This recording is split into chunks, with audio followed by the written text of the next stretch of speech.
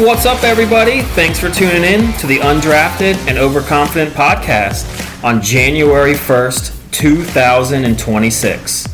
I'm Jason Semko. With me, Brandon Bigo Gordon. Happy New Year, Semko. Happy New Year to you as well. 2026. I'm ready for it. Yeah, Year of the Snake. Is it really? Yeah. Slytherin? Yeah, Slytherin. Are you Harry Potter? It's about the only thing I know from that movie. And Quidditch. Quidditch. Of course, you know the sport in the movies. Did you know, real quick before we really jump in, because we got a lot to get to, did you know that the national championship for Quidditch was played right here in Richmond like 2 months ago? I don't know if that's a badge of honor or a badge of shame. That's terrible. You know, a made-up sport from a fantasy novel about child wizards. And I'm guessing that it's grown-ups playing that game. It was mostly colleges in it. Are you serious? Yeah. They getting some of that NIL? That Quidditch team? Get the best Quidditch players? From the highlights I saw, maybe not. But they get into it, man. The what do they call that person that's always just chasing that gold ball around? That I don't even know. The chaser or something? I don't know. But yeah, you should tune in, see what it's about. Potterheads, yeah. Correct us. Let us know. Email us. Yeah. But yeah, man, 2026 is here. 2025 in the books. It'll always have a soft spot in my heart because it's the year of the start of this amazing podcast and this journey that we're on right now. But we're moving forward. We're moving ahead. Year of the Snake, like I mentioned. New Year's is always about resolutions. I don't know if you build into that or if you believe in that or if you even get a resolution going with the missus or by yourself. Do you internalize a resolution? What do you do? I generally have been one not to do a resolution. But I think I need a little bit of motivation. And I think I have a good one. And it is actually thanks to our buddy DW. Oh, D-Dubs, okay. The other day, he texted in our... we have like a running group chat with a few of our buddies. We do? We do. Oh, okay. You want to join? No, I'm not in it. No. Yikes. You don't run. Oh, it's the running one? Yeah, running. I do not want to be in that one. Okay, that's fine. You guys all post your mileages. Oh, yeah, PR. Yeah, it's like, I did 8 today. I did 4 today. I'd be like, I walked downstairs. You could post it. We'd help motivate you. Excuse me. That's what I have to say. All right. But yeah, so how did he motivate you? What's your resolution? Well, he came up with a plan for himself. And one thing I've realized about myself is I generally don't come up with my own long-term, whether it's like running, working out. Goals. I need somebody else to set something. You know, if Todd French wants to run a trail marathon. I can see that. I can see you need someone to challenge you. I do. I need you. I don't think you do. Okay, now I'm doing it. And then I'm going to try to do better than the ones that have been like thinking about it and wanting to do it this whole time. That's kind of how I operate. I'm going to beat you at your own game in a shorter window of time just to show you that I'm better than you. That's kind of how That's kind of how I think this is going to go. Yeah. All right. So now I'm eager. What are you going to quite literally lap DW in? So he wants to run a mile in under 6 minutes. Okay. By the end of the year. Look at him. We're over 40, so that's pretty impressive. And I was like, you know what? I need something like that to really keep me going, work on like some speed, stuff like that. I was like, I'm going to do it. So yeah, went out today. Ran a mile as my baseline. Okay. Old Jason would be a little disappointed, but I think 40-year-old who hasn't done much in so long, 6 minutes and 41 seconds. Yeah, you're there. You're already there. That's your first. You got to shave 40 seconds off? It wasn't pretty, and I would like to kind of... Yeah, I ran out the gate pretty fast and was doing like a 6-minute pace for, I don't know, 0.4 miles, and I looked at the watch and I was like, I've only gone this far, I'm not gonna make it. I was like, do I just stop at a half mile? I was like, no, I did a half mile at 6 minutes. But build on that. Another goal is to want to run at a good pace and feel comfortable. This was not comfortable, and get at least somewhat to where I used to be. But I think that'll be a fun goal because we've done before where we tried to do like 700 or 800 miles in a year, and that was good motivation to like continue to run on those days when maybe you didn't want to get up. Mm-hmm. But do it because you wanted to like get to that marker because you kind of wanted to stay consistent each month to make it easier. So I think this would be a good goal to kind of at least kind of keep myself honest. Okay, all right. What about you? Very wholesome. I don't believe in the resolution thing. I don't. I think it's just such a. If you want to better yourself, why do you got to wait until New Year's to do it?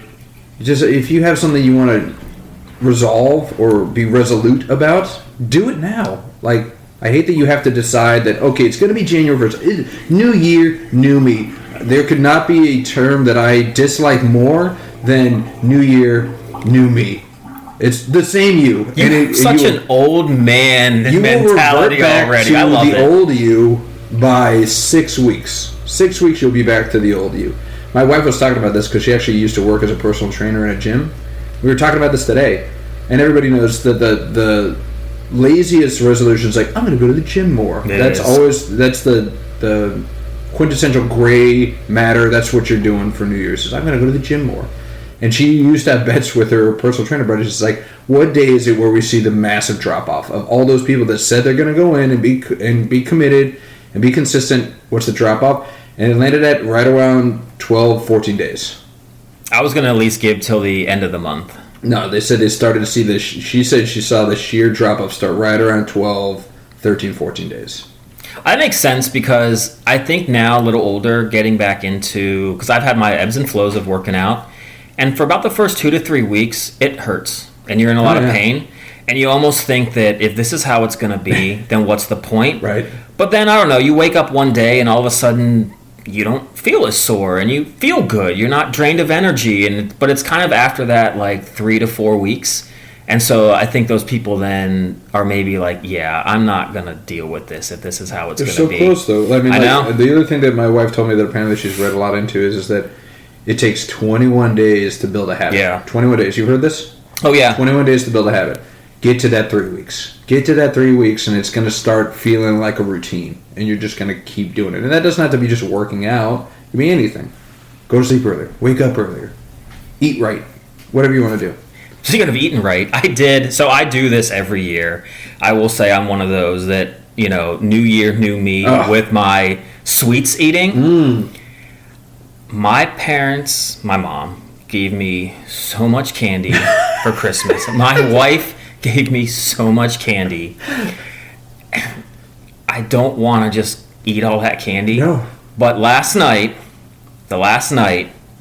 of 2025, you're like, I'm allowed to. I ate about as much as I could. Shoveling it in your mouth. And being like, tomorrow, I'm going to start clean. So far, so good. Okay, all right, we're on day one. 1 day in the books. Threw out a decent amount of it. I did eat a lot of it throughout from Christmas to New Year's. But, yeah, last night was like I really don't want to keep this in the house anymore, right. So I'm just going to try it out? Or you ate it or you threw it out? Yeah. A couple of them, unfortunately, weren't actually that tasty, so it made it a little bit easier. Okay. But I definitely had enough. And then we still had some dessert left over from when my parents were here. Ate a couple of those, like cheesecakes. Mom was giving you almond joys. You're like, get out of here, almond joys. I don't want almonds in my candy. Gross. Yeah, that's too healthy. Yeah, no. Flora's the same way. She, we got sugar cookies for the kids for New Year's. And we've got a pack of them because I can't buy two. Like, they don't come in packs of two. 12 or 16. Yeah, right? So they're right there. Help yourself. I'm going to try and coax you. I'm going to be another person that's just going to knock you down. You got your wife, you got your mom, and then you got your podcast, bro. We're all going to be trying to bring you down to our level. I don't stand a chance.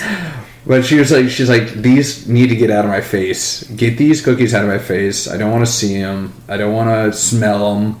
And then the kids are eating them at the table. She's like, why? So she's the same way. Maybe this is how I was brought up in my Midwestern times, my Midwestern parents. I can't throw food away. Okay. I can't throw food away. So I shackle between, am I going to eat this horrible food that's horrible for me, or I'm going to let it go to waste and it's going to gnaw the back of my head. So the only other alternative is that I give it away. Yeah, bring it to work or bring something. It to the office, exactly. Yeah. So that's the go-to. It's like if you're like, I need to get it out of my face, but I don't want to be wasteful, I'm just going to give my coworkers diabetes instead. Let's just do that. That's the option. Give them the decision, Yeah, it's your choice. It's your choice. Yeah. Give it to your kids. Get some childhood obesity going. Let's beef that up a little bit. We're losing our track. We're still number one in the world, but... Ooh, we're falling back a little bit? Well, China's catching up, apparently. There's a lot of childhood obesity in China. It's just China, USA, and a race to everything. Good or bad, it seems. Dead heat. But yeah, so we type our resolutions. I don't really believe them. I'm glad that you do. If it works for you, good on you. For me, I'm more of if I identify something, I'm not going to be like, that'll be my... That's the worst, when they're like, I'm going to wait until the new year to... No, do it now. What are you doing? That has become, I think, a popular thing. Wasn't that something in September or October? People were trying to do like a pre-New Year's, like get started. Yeah. That I think gained some traction a little bit. It's the same thing with like Lent. You're like, oh, I'm going to wait till Lent. I'm going to give up this. Give it up now. If you want to give it up, don't wait for Lent. My dad always had the best thing for Lent that he gave up. What was that? Long car rides and plane trips.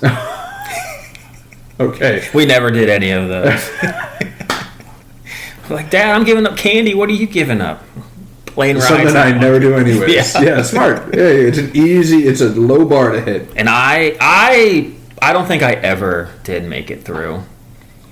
With the candy? Yeah. Like, day 28, you're like, ugh. It'd be something like that, but it was never like day 2. Those Twizzler nibs are calling my name. I mean, after so long, and just every kid's got candy. Yeah. You know, soccer games that used to be, or soccer practice, have some candy. Yeah. But you need that boost, that little sugar boost. I tried, though. I gave it an effort. Okay, A for effort. Thank you. Well, personal resolutions aside, we do have a podcast, and maybe we should give this podcast a resolution. Is there anything you were thinking of? What would be the Undrafted and Overconfident pod resolution for 2026? I think I'd like to see us get on video. Okay. Get on the socials a little bit. Get a little bit more visibility. Yeah. I think we're going to kind of run through to let everyone know. I think last episode, the unedited raw dog version went pretty well. Yep. And to pull the curtain back a little bit, editing takes a long time. Oh my God, it's so long. And that could be used, instead of not editing, could be then used as maybe getting on socials or some of that other stuff. There you go. So maybe kind of get that going down the road. I like it. And maybe just seeing where that takes us. All right. It'd be at least an adventure, and if it works, great. If not, at least we've done it and tried it. Yeah. My resolution is we get our first sponsor. I don't care who it is. Oh. I don't care if it's the Penn's diapers. I don't care if it's the chocolate laxatives. I don't care what it is. The squatty potty? The squatty potty. Hey, that's a great invention. Was that on Shark Tank, squatty potty? I think so. That and the... I think Chris Hunter. I think we had one. I bet you did. Chris likes his poopies. It's a... we'll pass through that. But it's something where it starts your day off well if everything goes well. Yes, if you have a clean exit in the morning, you're like, this is going to be a good day. Yes. And if not, it's not going to be a good day. Well, I mean, we've had a lot of time off, We haven't talked to each other since before Christmas. So we've had 2 big celebrations with the family and the friends. Yeah. How was your Christmas?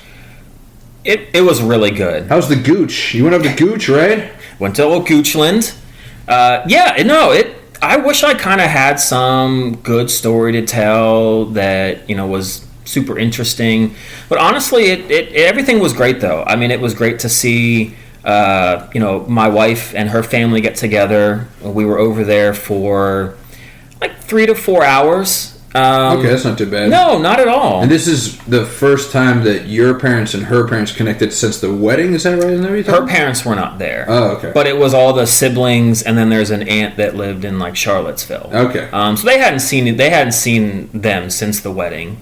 And it was really good. It definitely was a kind of, we're doing our thing, my parents and I, and it was kind of a, the side quest. Yeah, which was fine. It was great. The opening up, everyone got each other a little bit of some gifts. It was just great to connect with everybody.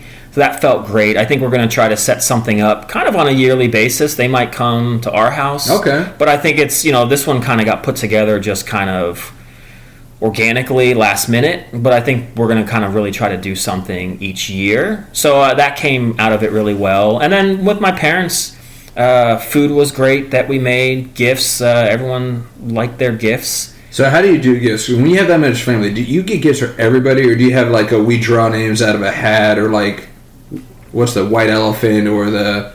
When I went to... Yankee swap, or whatever they call it in the office. Yankee swap. What did they call that? I can't remember. It's called Yankee swap. Is it? Okay. No, so when I went down to Florida last year and my sister was there, we did do like a white elephant. Okay. We had kind of talked ahead of time. Draw names. I got you. Yeah. And I did kind of go against the rules a little bit and did get my dad something. Now you got with that iPod, you got that $400. It's a $20 limit, Jason. No, but it wasn't a cheap gift that I got him, but it wasn't crazy expensive. But I just felt like something he would have liked. And your dad. Yeah.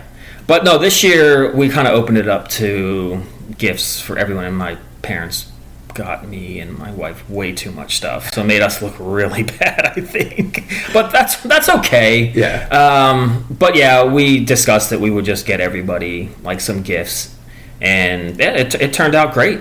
Was there anybody that didn't return the favor? Like, I got you something and you didn't get me anything. No, but I do kind of wish we had maybe gotten my mom a little bit more, because she really did get Calissa and I quite a bit of stuff. Moms are always neglected. They always are. We really didn't think she was going to bring up much, so, I mean, we thought about, there were some good gifts, but, man, it was just like our few to her, like many. So it just felt weird. There's a pretty funny SNL skit that they did pretty recently, that Kristen Wiig in it. And it was like a rap, and it was all the family going down to open their presents, and there's a son, daughter, and the husband and the wife. And they're all going, it's like, I got a VR, I got a horse, I got this. And then the mom's like, I got a robe. And then they do another round where like, I got this, I get this. It's just like, and I got a robe. And then they do another round of it, and then she's like, and I got my robe. It's really, really nice. It's nice and warm. It's so funny. It's so buried in truth. Yeah. To a lot of points where it's just like moms are just so overlooked around the holidays. I made sure Flora didn't feel that way. She got plenty of stuff from Santa or whomever. I did the other thing where I write my kids' names on the gifts so they weren't all for me. Even though they had nothing to do with it. And then my son's old enough now where he just blatantly was like, I did not get that for you. She's like, oh, thanks, Wes. She's like, I didn't do that. I've never seen that. I've never seen that before in my life. Man, I was like, just play along. You're welcome. I'm helping you out. Don't crack open that piggy bank. You're welcome. Did you have a little talk afterwards like, hey, man, sometimes we got to just play the game. Like, don't look a gift horse in the mouth. I'm the gift horse. Nay. But that's the other thing. But the reason I asked you is that there's always those situations where it's super awkward where if you give them a gift and they don't get or you get a gift from somebody, you're like, I didn't think we were doing gifts. I did get some. I don't think my sister was very happy that I got my dad a gift last year for Christmas, because we had kind of specifically said like, hey, like if we're gonna do the white elephant, then no gifts for anybody else. And I just look, I hadn't seen my parents for Christmas in forever working retail, and I just saw it was like a Penn State Stadium that kind of lit up type thing. Cool. And it just seemed really cool. It was like, I can't pass this up. But yeah, I think my sister was kind of like, bitter. What the heck? Yeah. But no, we did have some friends that, you know, we have both had dachshunds, met at a dachshund meetup. Ooh, all right. And it's like swingers for dachshunds. A little bit. You know, they get together, run play around. Some music. Yeah. Mood lighting. Sniff each other's tail feathers. That's about all they seem to want to do. Yeah. Yes. Yeah. But no, we would hang out with them a little bit, walk our dogs, and then, you know, we didn't see them but for so long, and then they had us over for Christmas. I think we brought over a couple toys that literally, like, our dog just didn't want. There's some... I think a couple of them were still, like, not even used. We're just like, she knows, like, I think maybe someone had given us, and we're like, our dog just doesn't like this stuff. And brought that over. They got us, like, this big, like, it's a dachshund, you know, throw blanket that's really nice. Made us, like, cookies. I think got us, like, a couple other things, and we had nothing. And we're just sitting there, like... You have half gnawed on like, chew toys. Basically. Like, here you go. I didn't even wrap these. Half-eaten bone. We put them in a bag, at least. Put them in a brown paper bag. Here you go. Merry Christmas. We felt so stupid. Never again. Yeah. Or you ever one of those bits where you are exchanging gifts, but then the gift you receive way more expensive than the gift you got the other person. You're like, we were not on the same page here at all. I was trying to think of that. I can't specifically remember that too much, but I'm kind of glad. Have you had that? A couple of times. And they were usually, My wife doesn't. They're usually ex-girlfriends. I'm like, whoa, you got way more than what I got you. Oh, yeah. That just got me. It just triggered. I have these really nice framed. I think when I gave you your birthday video, filmed behind those Steelers pictures. It's the 2 stadiums, 3 Rivers and Heinz Field, in like this really nice wood framing. Very heavy. Could not have been cheap. And I know I did not get her anything close to that. Just shows you how we've evolved as partners. When we were going out, we're like, we're not cut out for this. And now we've learned our ways. It's like last minute, run into CVS and get like a body lotion shower this streamer. Smells like lavender. Yes. Ooh, this is aloe in it. All right, aloe's fancy. Let's get that one. Yeah, so you just going into the bargain bin. It's like, what's on the $12 shelf? Get a DVD. I think she this will be a little rom-com. She'll like this. It's Die Hard, right? This is kind of Christmassy, right? Die Hard. It's not a Christmas movie, people. I'm sorry. But yeah, I know you and how uncomfortable it makes you when you, in any step of life. I know Semko, and I know that Semko, he wants to be on par or above in a lot of elements with peers. Sports and everything else around. And I know how cringy it makes you feel when you're like, oh, crap. Like, So in that spirit, I got you something. Because I know you didn't get me anything. So hang on. I didn't even think about getting you anything. Hang on really quickly. Oh, come on, man. I feel like George Costanza. Because he's just like, we got to give gifts for this now? How much do I have to spend?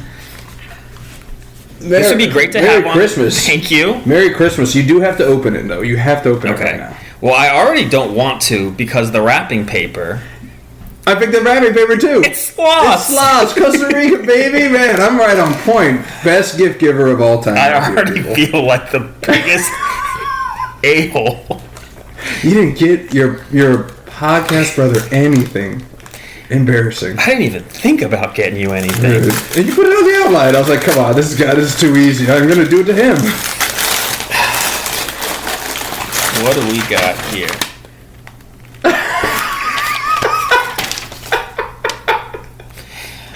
Merry Christmas, Semko. Tell the people what you got. What did you get for Christmas from your best buddy, Vigo? This is such a great gift for you to give me. Yes. I hate this gift with a passion. You love it. I am the proud owner. Very proud. Of an Alex Gordon commemorative bobblehead. And there's something very unique and specific about this bobblehead that will help you always remember. What is it? It's literally got all of his gold gloves. That's right. So you never forget. How much did you have to pay to get someone to custom make this? Because there's no way this actually gets sold, right? Oh, yeah, it does. The only thing that I'm devastated about, buddy, is that I haven't gotten Ego to sign it yet. So if you want to keep the box, I will try and get Alex to sign it for you, okay? I mean, I'm not going to... This is actually... It's, like, Very legit. Cool. Yeah, it's a legit bobblehead. It's kind of heavy. Look at the back of the jersey. You know how he always used to wipe his pine tar on his jersey? Right like that on it is actually... It's realistic. It looks good. I'm not going to turn down an autograph from a professional. I know. And you're going to keep that for life. It doesn't do him justice in the face, yeah, though. I mean, most statues don't. But here's the other thing. At least it's not Dwayne Wade or Cristiano Ronaldo. Oh, yeah, those were epic. But what did they were about to do? 8 gold gloves. And you see these glorious platinum gloves on his dome piece? Baseball Semko, he might not know this, but platinum gloves. You know what platinum gloves are? I think it's if you're considered the best defensive player in the league. In the league. So he plays left field. That's like the easiest way to get a gold glove. He's twice now received the platinum glove for best defensive player in the entire league at any position. Well, so the years are from 2011 to 2020, and the only thing I can think of is baseball was just all about walks and home runs. Here's the drag. And so, really, all they did then was just hit fly balls out there. I mean, you just can't give him his due. 2 platinum gloves, 8 gold gloves. You got the commemorative bobblehead, so you'll never forget. You'll never forget now. I was worried about you. You know, we're getting old. And that memory is fading, so It is. now you'll never forget. I didn't know there were that many Gold Gloves. Yeah, it stacks up pretty nice. And he's going to stare at you and just nod every time I'm right now. Every time I'm right, it's just going to nod. I was kind of thinking, like, in the long term, like, if we, because you had mentioned on one podcast about getting, like, a studio and all this. And I was like, I remember some shows, like the Dan Patrick Show, when they kind of got their own studio. There was nothing in there. And then as the years went by, it was just all this cool stuff. And I was like, I mean, there's no way that this wouldn't still sit there. It's going to have to. Staring at me. Either staring at you or right behind you. So that every time you're in shot, you got Ego right on your corner. He's in your corner, guy. Merry Christmas. There you go.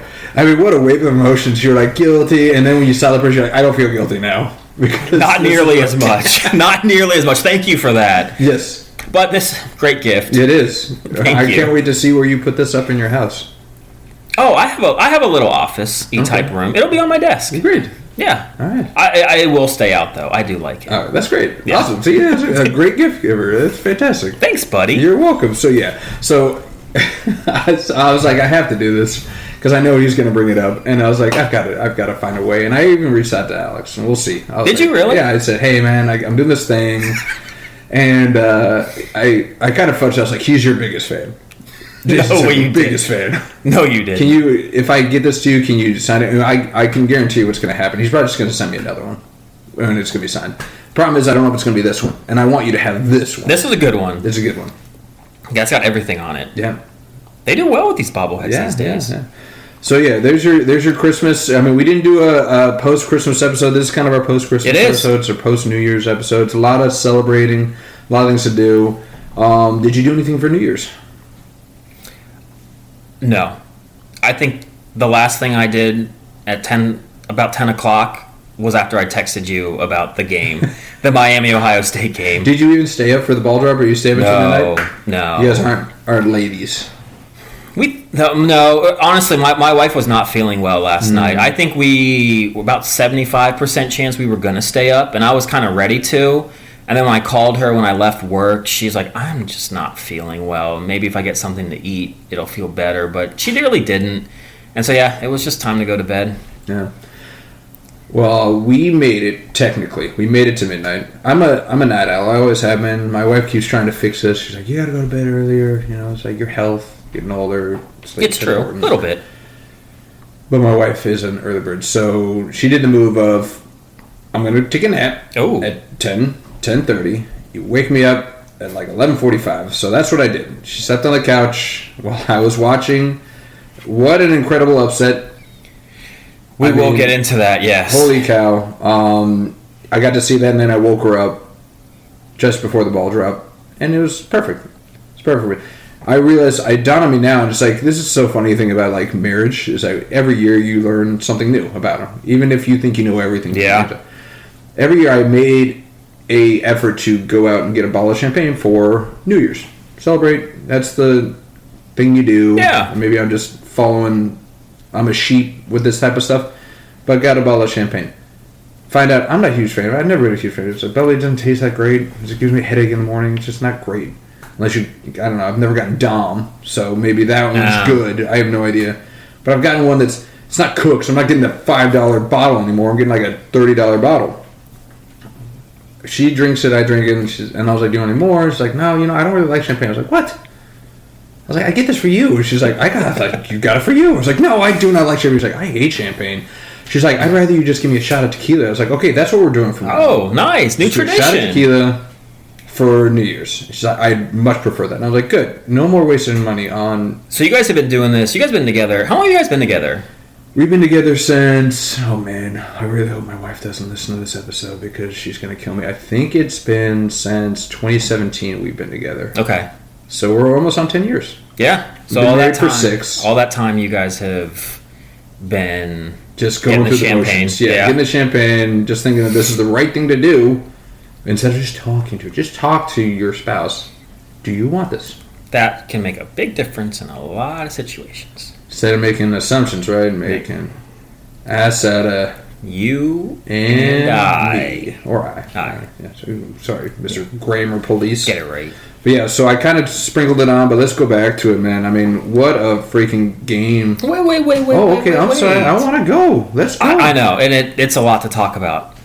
I gotta know how the Christmas was with that's your right. family. I didn't talk about my family. Yeah. So Christmas was fine. Like we talked about in our pre-Christmas episode, it was very much about the kids. Yeah. And it's funny because we were talking about, have you ever, gotten a gift and never given? It's like, I get that every year because I get my kids everything and they don't get me jack anything. Yeah, we didn't really get our dad, but so much. I think my mom would just get him some clothes and some socks and some underwear. I wonder when the year is when it's like you now have to get him something. I feel like it was right around like high school. I was like, I've got a job. Well, maybe when I got my job. When I had a job, I was like, I now have to get gifts for people with my money. Yeah, that's probably about it. Because I mean, I'm putting in my head, it's like if you had an allowance, that's just your dad's money. So you're using your dad's money or your mom's money to buy them gifts that they might not even like. Wouldn't it be better? It's like, keep your money and use it for what you want. Yeah. And give me a little bit less allowance so I don't have to buy you presents. That's a good bargaining chip. I don't know. I could ask this. I mean, would you then want your kids, if they got an allowance and you gave them the money, would you want them to spend it on you? No, absolutely not. Save it. Yeah. Save it, and then maybe... What's got a really cool piggy bank, and it's actually division in 4 little pieces. There's a slot for spend, save, donate, and one other. I can't remember. Okay. So he gets to decide where he wants to put his money. It's like, I want to put this in save. I want to put this in spend. At first, because he didn't understand how much everything costs. Yeah. He was putting everything into save or donate, which was incredible. Yeah. But then he was like, you know what? I want to buy something. So he went into a spend, and he had barely anything. And he's like, what can I get? And I'm like, absolutely nothing. You can get nothing with what you have in there. And I could see the wheels turning in his head where he was like, I need to start putting more in the spend category. I was like, oh, I almost had him. I almost had him as a very frugal, smart investor. Now but that's where his first instincts went, so maybe they'll hold. Maybe. I'm hoping. We'll see. Yeah. But no, I wouldn't want him to do that. And yeah, but Christmas was great. We did the whole thing. Opened presents in the morning. Then we went to my sister's house in the afternoon for the external family. But like you said with your wife, something's going around. It's like my kids, my son had a fever like 101, like all day on Christmas Day. And he was in fairly good spirits, but I said he was opening presents. Yeah, I mean, the exuberance of Christmas will get a kid through that. Yeah, but then it's pure adrenaline. Probably once that was over, he was exhausted. Yeah, when we got to my sister's, because we were waffling, but his fever went down a little bit, so we'll go. Yeah. Immediately, we regret this. He's like literally like completely lethargic, just laying on me. He's like, but he didn't want to leave because there's presents. Of course. He's like, you got to do it. And I was like, dude, they're not going. We can take them home with us. No, that's not gonna fly. Yeah, no. But other than that, it was fine. My wife killed me for preloading the stockings, though. Did I tell you about this before Christmas? Because I don't know where to hide stuff. So for the kids, and with the stockings and the stocking stuff, it's like you don't wrap those. You just put them in the stockings, right? Oh, you don't wrap any of it. Okay. Yeah, I don't wrap not in the stockings. I wrap the presents under the tree, but the stuff you put in the stocking, never wrap those. I've done a couple. Okay. Couple things that you wrap. But I was just as I was going and getting, I was like bloop, bloop, bloop, putting them in, and I didn't think around it. But the kids felt their stocking on like December 17th. They're like, Santa's already been here. Oh no! And my wife's like, way to go. Good work. So I had to explain. I was like, well, he's got a lot of places to go, and maybe when he just flew by your house on the way to doing some recon, he was like, I'll just drop some stuff on here, less to put in the sack on the actual day. Okay. But I told him, you can't look at her, or he's coming back and he's going to switch it out for some coal. That'll scare him. Yeah. Yeah, they're like, I'm not touching my stocking. I saw him like look at it. I was like, I can't touch that thing. Yeah, that's true. Now thinking back to it, for a second I was thinking, yeah, our stockings were generally had some stuff in there, but maybe they didn't now, because I do feel like I remember kind of touching some of it through the maybe my parents touch it, and it's like you put stuff in there, but it's like it's not wrapped. It's not after you pull out that stocking it was fully wrapped. Was it still fully wrapped? Never. I don't know if I'm being honest, I don't know if I thought that the stocking was really all Santa though. Oh yeah, you never thought it was. You're like, I know this. I think it might have been like a combination. Like maybe that's where the wrapping came from. Is maybe my parents would wrap and say it was from Santa. Okay. But then the other stuff was like from them. Okay. I think. Yeah. Maybe. Because I feel like I would have definitely grabbed at it and tried to like look in there. But who knows? I'm guessing you guys don't do Elf on the Shelf. I'm guessing you guys don't do that. No, and we didn't growing up either. But that would have been kind of. I feel like that was a fairly new thing. Was it? Okay. We never had Elf on the Shelf. I don't know if I had ever heard of it, but it became a thing. We're not doing it in our house. It sounds exhausting and a little bit creepy. It's like this elf is like lurking around. Yeah, what exactly is the basis of that? Or the fun behind it? So I think the origination of it was the Elf on the Shelf. It was supposed to be, he's one of Santa's elves, and he's like, again, doing recon. He's gonna know if you're nice or naughty, and he's gonna be watching. And if you're naughty, he's gonna tell Santa. I guess because we were just both good kids. We were just the our parents didn't need to do that. Yeah, just tight-lipped, straight A students. No. Absolutely.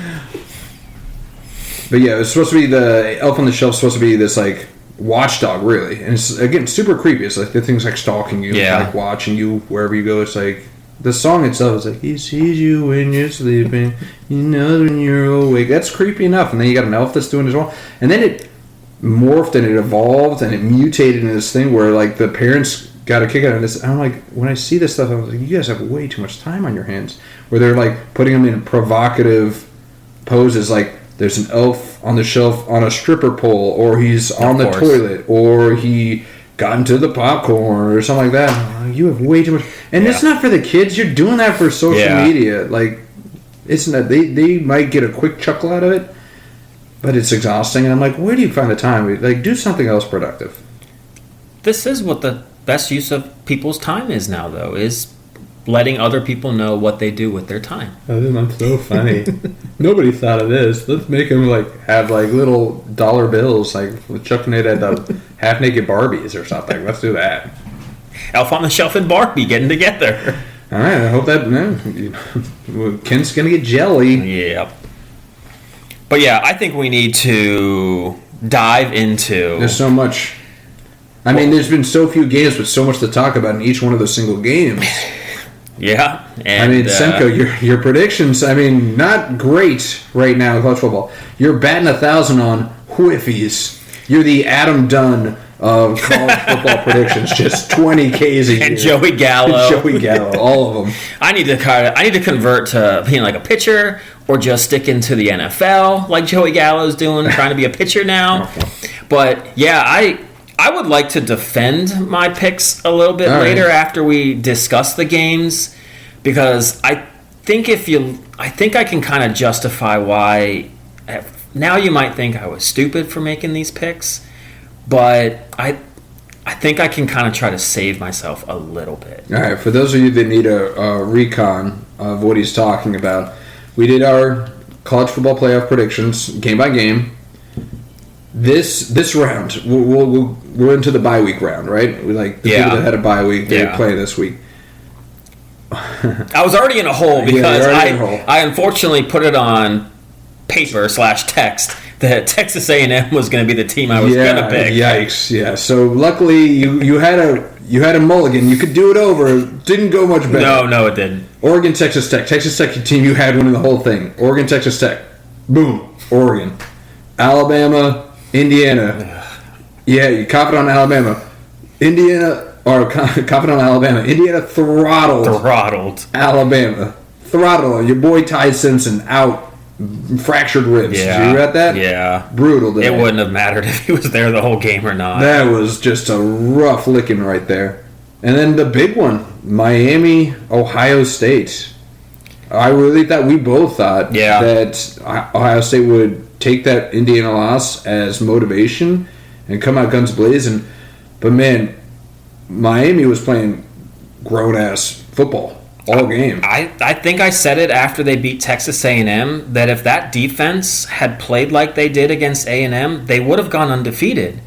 That front four, and then they did some timely blitzes, causing havoc. Havoc, man. And they just really seem to bring that energy, and I don't know if it's a chip on their shoulder, whatever it is, but that is not the same team that you saw kind of midway through the season. I think it's a combination of that, but it's also, this was kind of an eye-opener for not only Ohio State fans, but really college football fans in general, that saying he ain't ready. No. Like, that pick six was such a horrible throw. Guy did make he read it from the start and beelined it without hesitation. I want to give him a little bit of credit. It was a great play. And Jeremiah Smith, because he bolted so fast that Smith didn't even have a chance to try to make the block. But I think that was a good heads-up play. But, yeah, I don't know. That just maybe – I don't know if you can not go ahead and throw that or you just never assume that guy's going to do that. I don't know. But he didn't really impress much of the game. None of the game. Jeremiah Smith is, when he went long and caught that long ball, he had that defender beat so bad, so early. Thank God Sayin kind of put it close to the safety, and the safety was there. But he's just. But again, that's my point. Yeah. Saying any other, not any other college football, but I could name off 10 other college football quarterbacks that would have hit him right where he needed to be, where he wouldn't have missed a beat.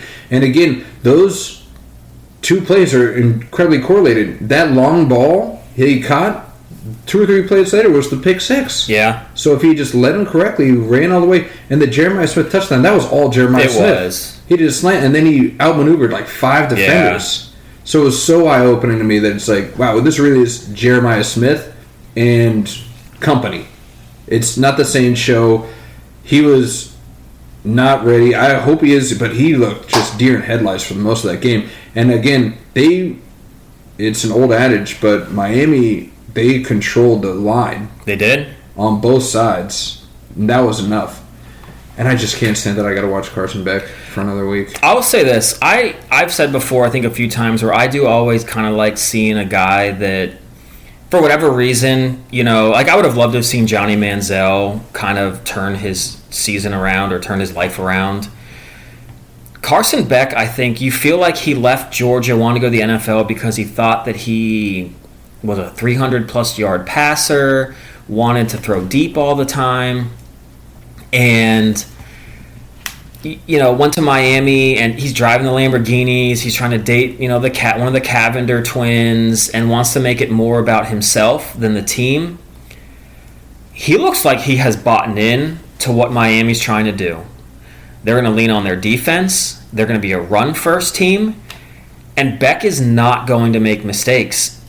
The A&M game, he was getting blasted. But the throws that he would throw deep that weren't connecting, they were overthrows. He wasn't throwing bad balls. And man, I'm not gonna lie, when he ran to pick up that first down, I got some goosebumps because I was like, the team's gonna love this. He's not a runner, and he did it, and he lowered his shoulder, lowered the boom. He's a big kid. He's like 6'5", like 230. But he doesn't like doing that kind of stuff. No, he doesn't. But he's bought into what they're trying to do. And honestly, if the Carson Beck that we kind of expected during the regular season, which we were right about because he threw 4 picks against Louisville, he just said, look, we're winning 3-0 against A&M. I'm not going to make a mistake. And he did the same against Ohio State. He just didn't want to make a mistake. And, if he continues to do that, and that's the thing, right, is if they need to throw, he can still do that. He might end up throwing the 2 picks that cost him, but he could also lead them on a comeback. It's a dangerous team now. I feel like you're leading to the point where you're right. It's like Miami will have a fighter's chance in any of these games if they can stay on schedule. Yeah. If they can stay in this game plan of lean on the defense, have methodical time and minutes after minute drives that take 8-9 minutes. Fletcher can also, he opened the game against Texas A&M with that long run in the 4th. He hit a couple longish runs against Ohio State to change field position. That guy's been their MVP for these first 2 games, in my opinion. The defense, I guess, but his running and keeping a defense stacking the box and still getting the yards, it's been impressive. But it's wild. When I was watching that game, I was like, come on, Ohio State, just turn it on. Yeah, what are you waiting for? And just felt like a lot of times they were just playing in slow motion. Like, how are you guys not making this? So I was definitely disrespecting Miami. Yeah. But who wasn't disrespecting Miami is the committee. And, man, are they just resting on their laurels that they can just say that they got it right? They did. I think the way they went about it was terrible. But just like when, talked before, Ohio State, when they put in Cardell Jones and no one wanted it and they won the national championship, even if Miami doesn't, I guess they've got for the next 2, 3, maybe 4 years. I'm not really going to question them as much, right? They beat two incredibly strong teams. Yes. Texas A&M and Ohio State. They don't have to go any further. Both one-loss teams. They have said they've already proven that we were supposed to be here. Yeah, absolutely. So the committee's just I don't know if they're like, whoo, or if they're like, we knew the whole time. But they're definitely taking a big deep breath and a sigh of relief that, okay, we don't have the bullseye on us anymore, because everyone's going to say, wow, they were geniuses. Or even the naysayers will be like, well, they got lucky, but they'll stop saying that they shouldn't have been there. Oh, yeah. I mean, hey, they obviously proved it. It just, maybe they should just left Miami ahead of Notre Dame. Yes, that's what I was saying the whole time. I know. I've been saying that the whole time. But I will say, I didn't say that Ohio State was going to beat Miami the whole time. No, you didn't. That's a good call out. And I did pull the text on the last one where I was right, and I called your boy freaking out, Marcel, and just choking in the moment. So I got to give credit where credit's due. We've got guys. We have a new Miss Cleo in the house. Semko has taken my moniker because I'm pulling the scripts again. And yesterday I'm looking at it right now at 12:57 p.m. out of the blue, Semko texts me. For some reason, I'm getting the vibe Miami is going to win tonight. Called it. Yeah. Dead to rights. Called it.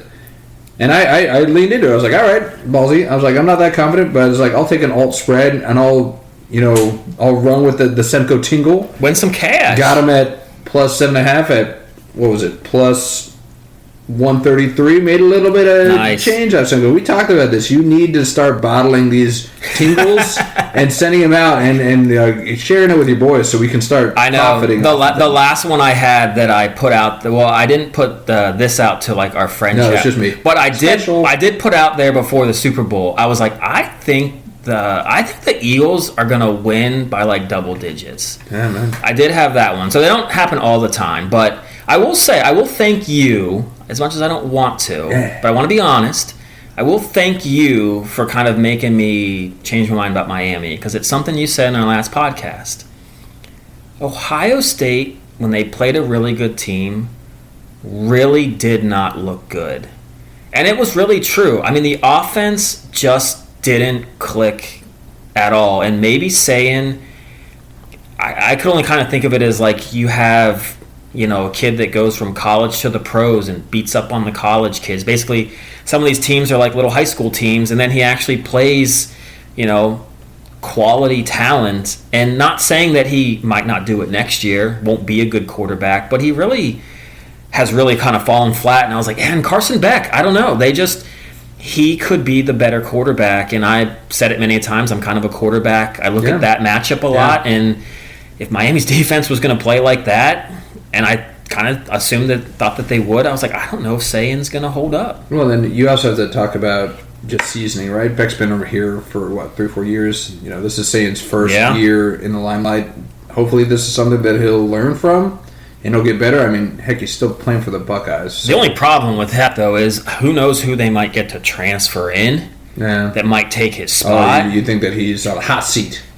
I mean, Ryan Day's already on a hot seat. Just won the national championship last year. He's lost 2 games this year. One to the team that we're going to get to in a second. Looks like they're going to roll through everybody. Yeah.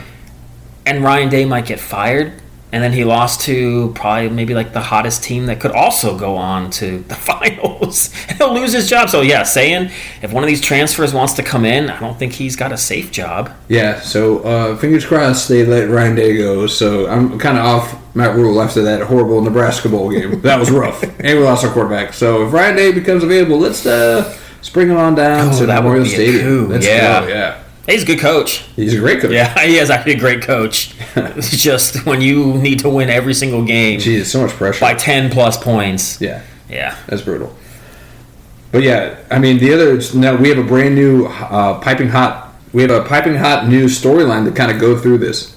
With Carson Beck beating Ohio State, and we're watching real time, guys. We're watching Georgia finally take the lead over Ole Miss, because it was getting kind of nail-bitey there, but they're now up 21-12. we have a potential of Carson Beck coming back to play his old school in Georgia in I guess this is the semifinals, right? Yes. I can't believe, because we talked about all the different storylines of all the different games, and it just shows how much we really had disrespected Miami because we didn't even think that they would even get to that point. Because that's really the best storyline. Yeah, it's catapulted to number one for sure. No, and that's must-see TV to me. More than like Dan Lanning going and playing Georgia. That's kind of an under-Tony type thing because he was just a coordinator at Georgia. He wasn't the head coach. Yeah. But, yeah, I mean, Beck, a quarterback. Beck going that back. Left you guys. When you could be in this same position right now, Georgia, with Carson Beck, but you kind of left him high and dry a little bit because you wanted to go to the draft and then said no and then didn't want to come back to Georgia and said you're going to Miami. Because he got paid. Let's be real. They that paid him a lot of money. Yeah. And it's obviously working out now. But, yeah, that's a must-see game if that happens. Yeah. Well, Georgia, again, they were making me nervous because they were my natty champ pick. And for a little bit there. I think they had a pick six in there after they scored a touchdown. That's what they do. To open up a little, yeah. There we go. Deep breaths. But, yeah, so Georgia looking like they're on their way, but nothing's done. You know, anything can happen. College football, we've seen that so far easily. But we do have two other games that are in the books from today. Yeah. And we can start out with either one. Either of them are going to be real punches in the gut for you, but I'll let you lead. Which one do you want to start? Let's just start with the first game. So rip the Band-Aid. Texas Tech, Oregon. I don't know. Texas Tech's defense came to play. I mean, how many fourth down stops they had. Yeah, it's incredible. But the offense, they had the ball for 8 minutes in the first half. That just was not a good recipe. And Oregon, I knew it was going to be a tough game. I said that the winner of that game was probably going to whoop, maybe not now, but whoop Indiana or the Alabama winner. Yeah, you took whoever won this game, and you had pretty much them running to the Natty Championship. I did. I thought it would be a close game. I just thought maybe Texas Tech's defense, which it did show up. It just eventually they got tired because the offense could not stay on the field for and then when they did, the quarterbacks of the teams that I love to throw these red zone interceptions. Another choke job. My God.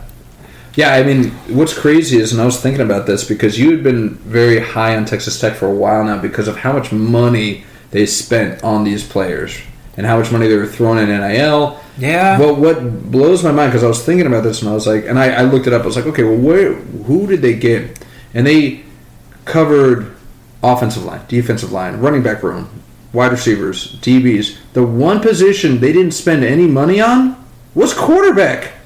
Look, Ken Dorsey won a national championship with Miami, almost a second, with just great players around him. So it could happen. It could happen. But if you're going to dole out all that money, why wouldn't you try? Greg McElroy won one with Alabama. You're talking about before NIL. We're talking about NIL. Now you don't have to suffer with, I just got to go with a game manager. I can go out and buy. If I'm spending all that loot, why would you not spend it on Carson Beck? You could have Carson Beck come to Texas Tech. They had the money for it.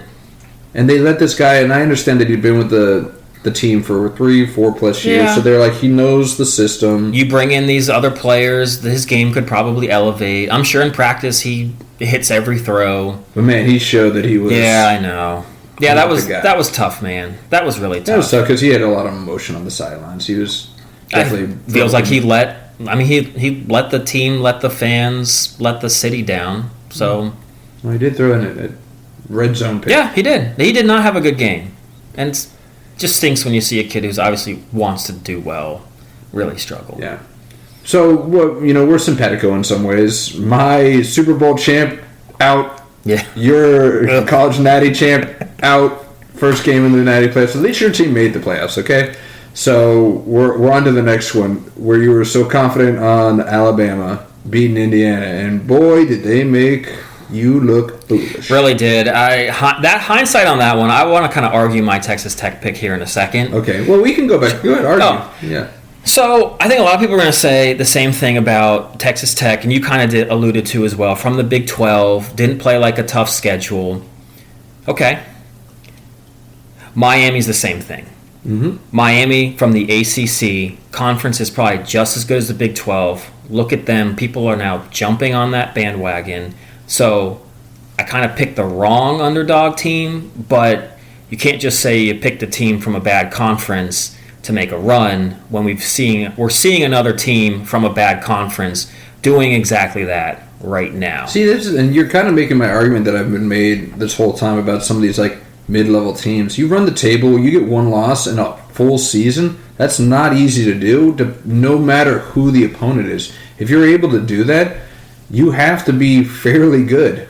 You have to be pretty consistent, and I think it's enough for you to have an argument of being positioned in these opportunities. I'll give you for like the ACC, Big 12, but like that's it. I was thinking about it. I was re-listening to our last podcast, and one of the points I should have made was, I mean, what conference does James Madison University play in? Can anybody out there, or even in the state of Virginia, we don't know what conference they play in. If you don't know that, they shouldn't be in the college football playoff. What conference is Tulane in? I want to say Conference USA. I don't know if that's right or not. I think it's Conference USA. But either way, yeah, I understand. You don't know where these people are. You don't know who half of their opponents are. You don't know who's in the conference with them. But SEC or ACC and Big 12, to your point, it's a big conference. It might not be as big as, the SEC and Big 10 now, but it's nothing saying that they couldn't be at some point. So to your point, that you're not wrong, I think, in that, and I think I did jump a little bit more neglecting those conferences, but yeah, you see a lot of NFL talent come from those conferences. So you are right, getting through that long trudging now season where I think the winner of the national championship, or the two teams that play, I think they're going to end up playing more games than like the NFL regular season. Insane. They've elongated the season so much now. They have to consider at some point, and we'll get into, the Indiana and Alabama game, but just because we're on the topic right now, but just for the players' health, they can't keep doing this. Are they going to keep that long of a regular season schedule as they expand the college playoff? They can't. There's no way. They shouldn't. That's kind of what I've said is the more teams you let into a playoff, what's the point of having a longer regular season? Yeah. So you shouldn't. I don't know. I think Dan Lanning had a great point, though. He doesn't want to have these long bye periods. He's like, let's just roll into it after the conference championship. I think that's fair. Maybe have that next week, that play-in game. Yeah. So the teams will get a bye. They'll actually get a bye. But it'll be 1 week bye, not 5 weeks instead of like I don't know. I think some of those teams that play that first week in college football, I think they kind of have an advantage. Yeah, I do. It happened last year. I think every team that played the first week ended up winning. And then this year, I think it is just going to be the one, Miami. But I mean, there is something to be said about momentum, Oregon did too. And I mean, we talk about it in like baseball playoffs too, right? It's like when they're the one seed's just sitting there waiting to play. They generally always lose. If the team that they're about to face, especially if they go like 6 or 7 games, they're fresh, they're hot, they're motivated, and they're coming in ready to go. This team's been waiting for a week and a half to play. Yeah. There's got to be some lethargic, thoughts kind of rolling through their head. Have to be. But yeah, Alabama's offense looked lethargic in that game against Indiana. I called it. Mendoza got to go home to Cali. Yeah. And the Rose Bowl, which looked like a freaking swamp. So wet. Did you see that? Yeah, because they're having those crazy storms. Yeah. It was almost a shock that I thought they could almost get the chance of canceling it if it got bad enough. It's crazy. They're not used to that stuff there. No, they're not. But yeah, Indiana might actually. I'm buying in. 14 games in, I think I'm finally going to buy in. You're finally going to. You're begrudgingly. You hated on Indiana for the longest time. Basketball team, Mr. Indiana. You're finally going to bite the bullet and say, you know what, these guys belong. I think they do. I'm probably the last one to jump on that ship, but I guess better late than never. No, they were impressive. In Alabama, in hindsight, in the last 2.5 or 3 games before this game against Indiana, they had played one good half, the second half against Oklahoma. And I even said it on the last podcast. I was like, well, Alabama's offensive line's not that great. Indiana gets to the quarterback all the time. I don't know why I just didn't change my mind right there. I know that's why. exactly what happened. I know why. Because you have De Beer glasses. That's what you have. You have these rose-colored glasses for that man, that coach. And you're like, he's going to do it. He's going to do it. He's going to beat. And you can't stand Signetti. So you took a coach that you absolutely adore against a coach that you despise. You led with your heart. I did. You just took the words out of my mouth. I was just going to say that, and you should never do that. Never do that. Never. I couldn't help it though. Got to listen to the man upstairs. But yeah, so I'm 0 for 3. Right now, I might still get one. You might salvage one. Well, I hope so because this is my natty champ. I know. Right here. 21-12, still holding fast. And man, if Ole Miss did win, though, we didn't even talk about the game. We were like, these guys suck. No. Speaking of Ole Miss, though, you heard what Lane Kiffin, he just, dude, let them play. Like, leave them alone. I don't know what this man's deal is. He wanted to come to the game. I know. And bring the governor of Louisiana to the game. Doing? Look, it's not. At that point, it feels like you're trying to sabotage them. Yes, he absolutely is. And he's just trying to stick the knife in and twist it at this point. Is he going to wear, would he have worn, like, LSU colors? Like purple and yellow? How could he not have? But I know this is not going to be the same thing, but I think because there is a lot of truth, I think, that Colin Kaepernick got blackballed by the NFL. To a certain point. I feel like there's a statute of limitations there. Yeah. You can't say it now. He's past his prime. No, exactly. For too long. I could argue that, yes, maybe after like 3, 4, 5, maybe. Yeah, definitely. 3 years, yes. And we're trying to set some example for whatever reasons. Could college football please blackball Lane Kiffin to just set an example that, hey, I know it's not the same thing, but blackballing, because you can't have a guy like this leading college football men. We'll talk more in the next episode because we are going to get into a little bit these basically NBA players going to the back to college to play. So we'll talk a little bit more, but the NCAA needs to make a decision, I think, really quick, whether they are a college student athlete system or if this is just semi-pro. Because I don't know what they think it's going to be, but a guy like Lane Kiffin should not be leading 100 college football men as an example to be looking up to. If he, after, this is he's burned 4, maybe 5 bridges now. We talked about this, yeah. He obviously hasn't learned a lesson, which is something that then people should be trying to teach. He should be shown as what not to be. A red herring. And like you said, he is continually getting better jobs and getting praised, even though he's an a-hole. So I don't know. We'll talk about that in depth next episode. But yeah, this whole him wanting to show up, you were done. You had moved on. Focus on LSU, focus on your recruiting, yet you somehow wanted to show up to the game. Yeah, if you want to go ahead and say, hey, I wish them the best of luck. I know a lot of those guys. And even if you wanted to send them a message, send it to the coach that's still there. Yeah. Send the landing and just be like, hey, if you're okay with it, I recorded a message for the team. And if you want to play it, great. If you don't, I totally understand. But the sheer fact that he keeps going on social media and he keeps making it about him, it just shows the type of coach that he is and the kind of person that he is. Yeah. It really isn't about the players for him. No, it's all about him. It's all about Lane. Which I really should have known he would have gone to LSU.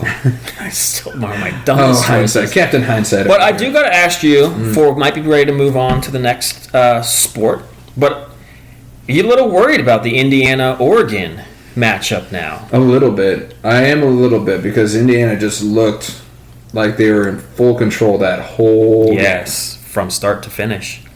And everything that we thought, the shoe's going to drop. Something's going to happen. They're going to realize that, they are just Indiana. And that's not happening. That sounded like something I would say. I know, that's what I'm saying. But that's what we both thought. We really, we haven't given them enough credence and enough credit to really believe that they had and what have they shown us other than, yes, they are ready. They beat Ohio State. They beat Oregon. They've already beaten Oregon. I know. And now they went in and they played, SEC, say what you will, they're still either the strongest or the tied strongest conference league. this is the second best team in that league. Yeah. And they just throttled them. So, yeah, I'm a little bit worried. But at the same time, I don't know. It's who shows up on that day. And, I mean, you look at what Oregon did against JMU to what they did against your boys, Texas Tech. They heard everybody chatting. It's like, you let JMU throw 500 or have 500 total yards on offense and 32 to JMU. And what did they do when they met Texas Tech in that staunch offense? Pretty much shut them out. Oh, absolutely. They dominated. Other than, like, maybe one possession. The pick. And then they got a pick in the end zone. So they've shown, it's like, we're going to answer the call. I do think that they've got a quarterback that has a good head on his shoulders and not going to freak out in the moments. Yeah. But so does Mendoza. So it really is. I see it being an all-out brawl, that game. I'm really excited to see that game. I am, too. That's must-see TV. I will say, I think Dan Lanning is my favorite coach in college football. Even over DeBoer? Yeah. No, because Dan Lanning seems to do, and I don't know whether, like, things have lined up for him right, but he almost reminds me a little bit of, like, Tom Brady when he was with the Patriots.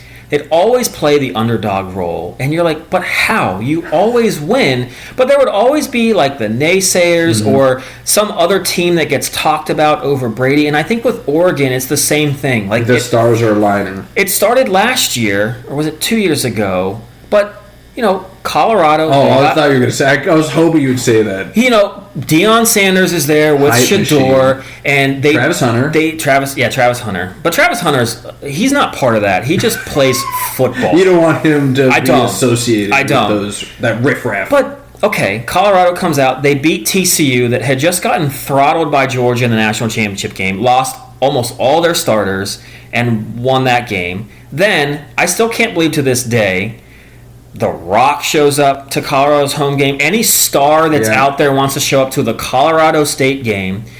Colorado wins in overtime against a team that's won like 2 games for the last 3 seasons. And everyone hypes them up, and they play Oregon next. And, I mean, Dan Lanning had so much material. But so much. It's like he's got this way of, in that building, he convinces them that they're the best team in the country, and they come out and they play hard.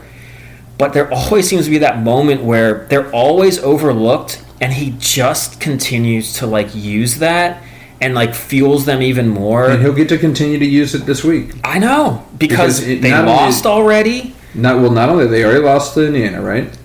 Indiana is the 1 seed. Exactly. And Indiana just came in and just did what they wanted to against a historical powerhouse in Alabama. So everything is aligned where he's already writing the script. Yeah, it's so easy for him. Everybody's counting us out. Nobody's giving us a chance. Let's show them how the Ducks do it. Yes. And then it's going to do the quack, quack, quack, quack, quack, quack, quack, quack, quack, quack, quack, quack, quack. I really hope he does bust that out at some point. Flying V. If he has a play, Flying V. At the very least, I hope they will do a play like that against, when they play like an FBS school one year. Yeah. Now's not the time. No. Now's not the time, but... Or if they're up by a lot somehow in the national championship game. I mean, how great would it be, though, if Emilio Estevez came and gave him a pep talk? How could you not? Yeah, like, I'm thinking of like on a punt, getting like the V formation or something. V. Flying V. They're just laddering the ball behind him, like... That one guy starts like juggling it with like his feet or something because the guy who juggled it with the puck. It's like the goalie. We're getting off topic. Yeah, way off topic. I mean, we're blending the Mighty Ducks and the Ducks, but I love that the other thing I do give credit for Oregon though is that they don't, even though within the building and the players they take them seriously, but they've leaned into our mascot's a duck. Yeah, and a very cute one at that. It's a great mascot. And great colors, too. Colors. You're wearing the colors right now.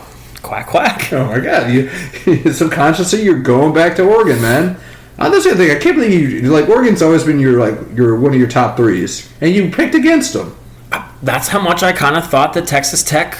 They were going to do... I thought they were going to do what Miami's doing right now. Yeah. You just picked the wrong underdog.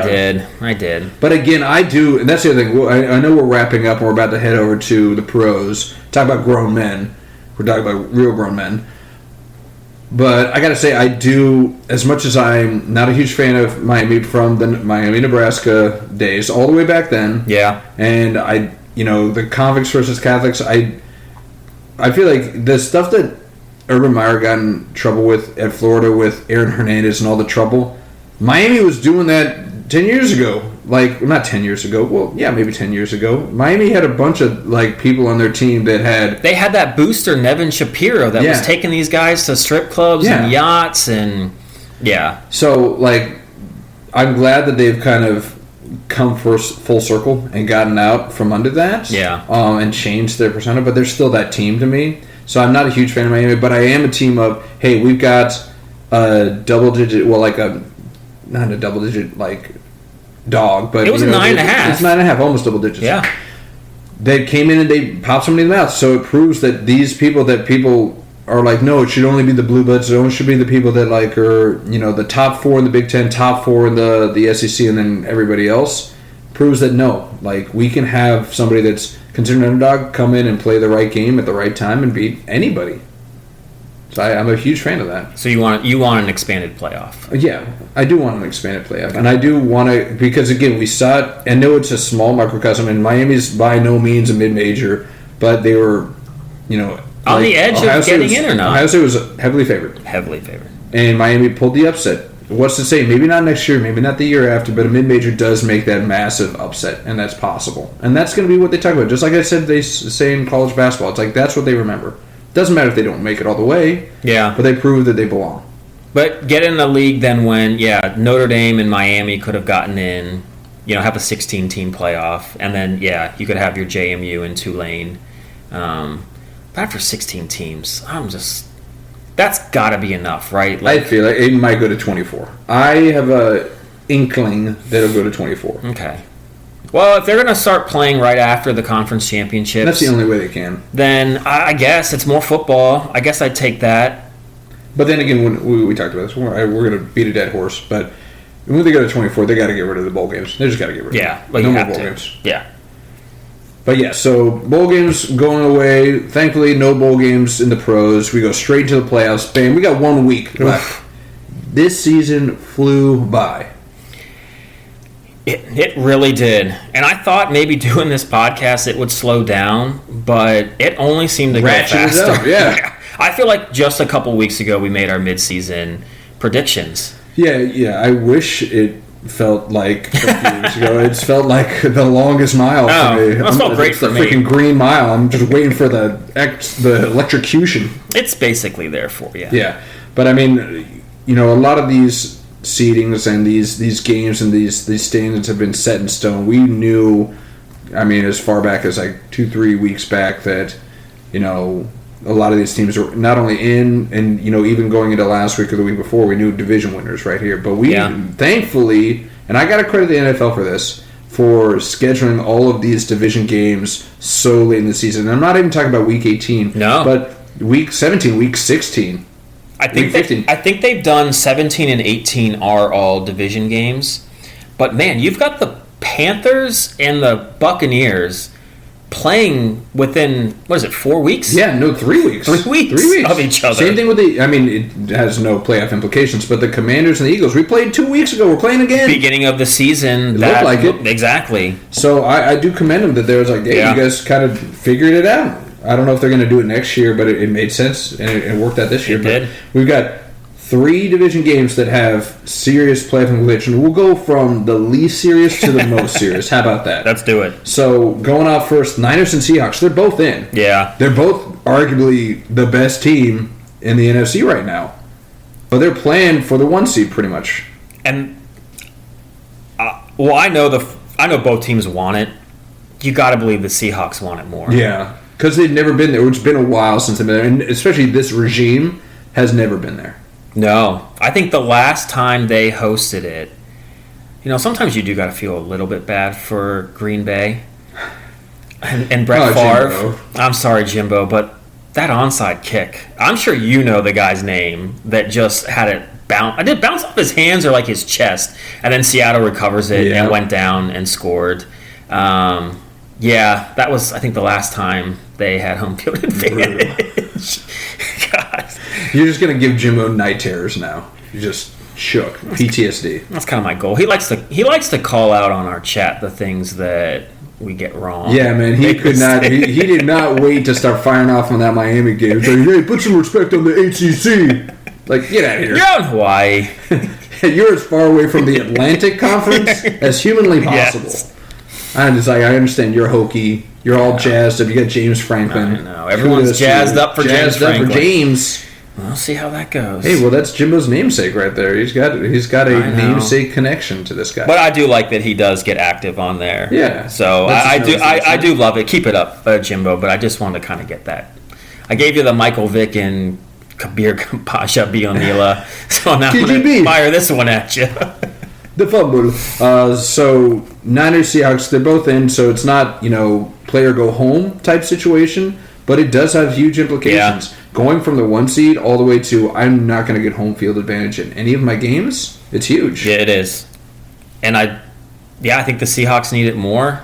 Do you think that they have a better chance? I know that they need it more, and I think that we agree on that, but who do you see the outcome? Niners and Seahawks. Niners are playing so hot right now. So hot, man. They are such a weird team this year. They're so hot right now. Hansel. He's so hot right now. Terrible movie. Seabear, terrible movie. It's such a funny movie. But anyway, the Niners, they just remind me of like the Steelers. When the Steelers had the killer bees, offense was great, and the defense would be terrible. And then years later, it's a lot of the same defensive players, and you had an aging Ben without the other two Bs, and the offense stunk, and that defense was the best in the league. All of a sudden, the beginning of the season, the Niners have all their defensive players. The offense can't do anything. The defense carries them. They're winning games still. The defense goes down, and now Brock Purdy is seriously a combination of Steve Young and Joe Montana. I mean, he's playing like an MVP. He's never going to get it because he was out for too long. But man, is he playing that type of football that you need to play at the right time? At the exact right time. And Christian McCaffrey, if Christian McCaffrey is healthy, he is such a problem. He gets one-on-one. I sat here watching that Colts game, the last episode when I lost the belt. But, Jagger. I mean, he would just go one-on-one with a linebacker, he doesn't stand a chance. I mean, so many people counted that guy out.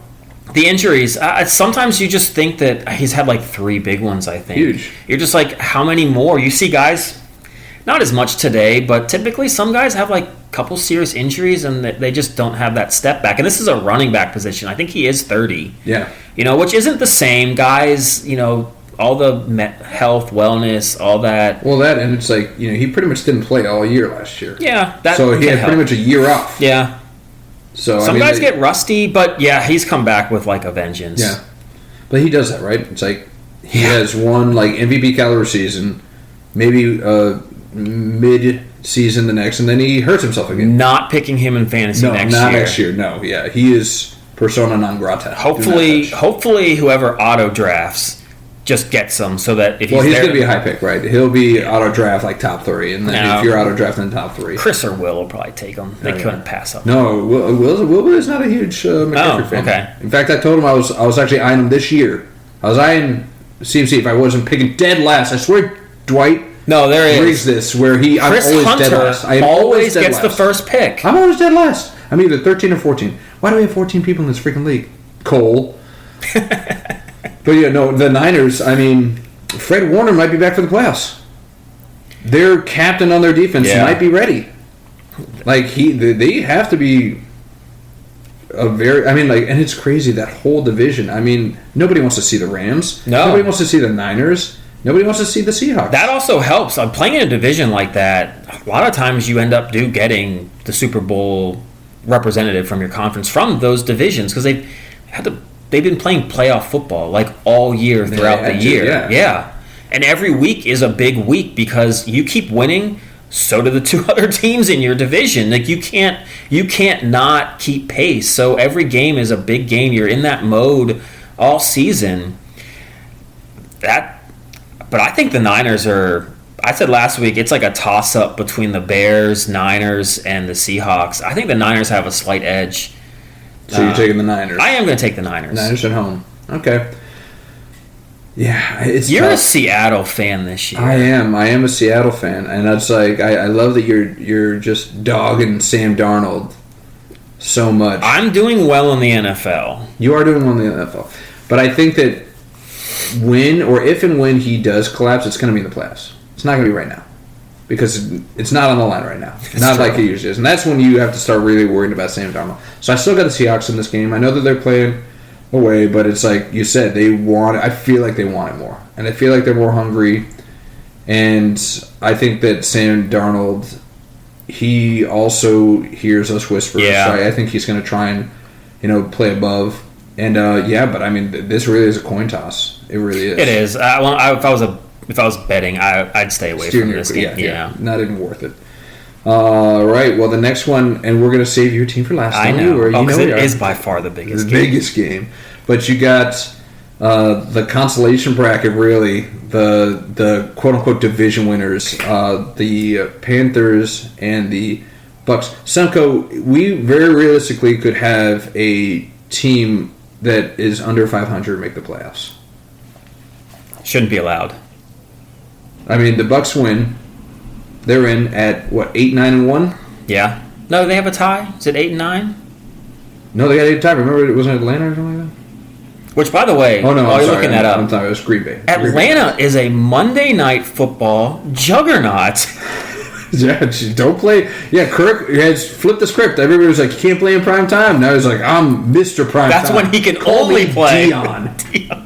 That's now when he only shows up to play football And games. I'm sorry, I was trying to give him a tie for some reason, but yeah, right now Tampa Bay is 7-9. They win. They're in the playoffs at 8-9. There needs to be a rule that if you can't finish 500 or above, and I almost want to say above 500, you shouldn't play in the playoffs. I mean, I've always had an issue with this because I feel like every year there seems to be a quote-unquote division winner that's just limping along, barely makes it. It's usually from this division too. Yeah. Within the last 7 or 8 years, ever since Brady hung it up, and Breeze left. Yeah, Breeze left, and then before Brady came, that was always just kind of like oh, that's right. the minor Bucks, league. Yeah, They're like, no, just Bucks, Saints, Atlanta, maybe. Yeah. Poor Panthers. Panthers might actually make it this year. I'm rooting for them.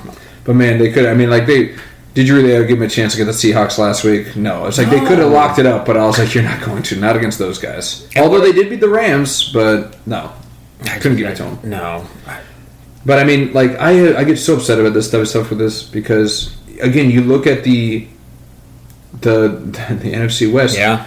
The Rams are most likely going to be the second wildcard team, and they have to go to Carolina or to the Bucks. Yeah, I'm not sorry, like the number one wild card seed. It's going to face whoever that is, and they've got 7 more wins than this team, and they're going to be the ones that are, having to go into somebody else's. It's just it's ridiculous, and I feel like the NFL's and the MLB is the only one. But I started thinking about the other major sports like hockey and the NBA. NBA just has East-West. Yeah, they gave. They're like, we're not doing divisions. Forget divisions. East-West. Top, 8 teams, you're in. I don't care where you are. I don't care division. And you get the best teams with the best records in the playoffs. Period. Yeah. With the hockey, it's like they have divisions, but then when it goes to the playoffs, it's still run by East-West. Yeah. Now, the only thing I will say about those two sports is because what typically happens, though, is you're able to play so many of the teams in your conference, but you're still able to go play the other teams. So, like every year, the Caps will have to go up to Edmonton, and Edmonton will have to come here because they play so many games that you can play everybody in your conference a few times, which seems like 4 times or something. But then you have time to go away. I guess kind of leads me to maybe where I would go. Question. I mean, how would you want to set it up? Would you just want, because you've got, I think, 16 teams in each conference. You play 17 games. So you'd play You could play 15 games against everyone in your conference, and then you just have two randos. They probably do it like, if you're the best team in that conference, you play the best team in the other conference from last year. Yeah. Kind of how they do now. But then you really Equal playing field. Yeah. But then I would say you would kind of maybe then have miss out on seeing other teams, but it is more fair because everyone gets to play each other. Everybody gets to play each other. Yeah. And you're in their own conference. It's how you remember interleague baseball when it first got introduced in MLB. It's like you spotting. We're going to do, you get to play the NL East this one time, but you're still playing your conference pretty much throughout the whole time. Yeah. Why can't they do it like that? Why can't they do it like that? Play, like you said, play every other team. Play 15 teams and a 17-week schedule. And then the NFL's smart. They can think of Brady would still have played Manning every year. Yeah. They still think of buzzy matchups to kind of highlight. Whether it's the rematch of the Super Bowl or this person got traded to this team and now he's going to play against his old team. They could do that easily. Would you miss, though? I would miss the Ravens-Steelers twice a year, though. Yeah, I mean that would be tough because you would not have a home and away, right? Yeah. You'd only get you'd be every other year. It's like we get you this year, you get us next year, and that type of thing. So I can understand that, and there's a challenge to it.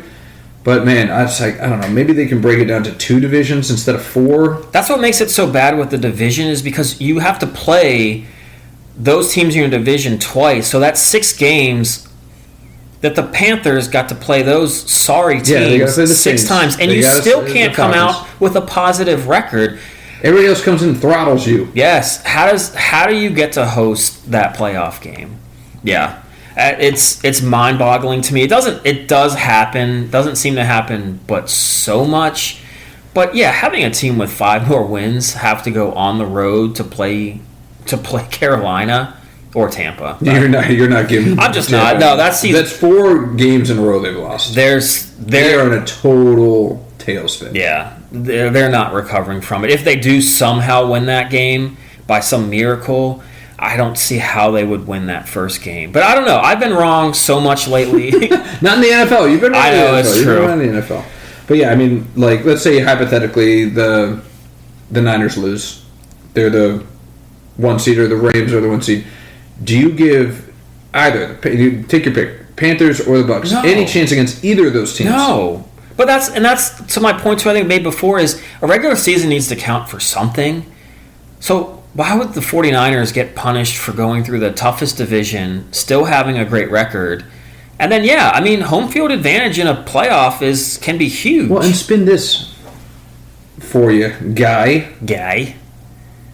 Pal. So Carolina would get to, let's say right now, Carolina would have to play the Niners, right?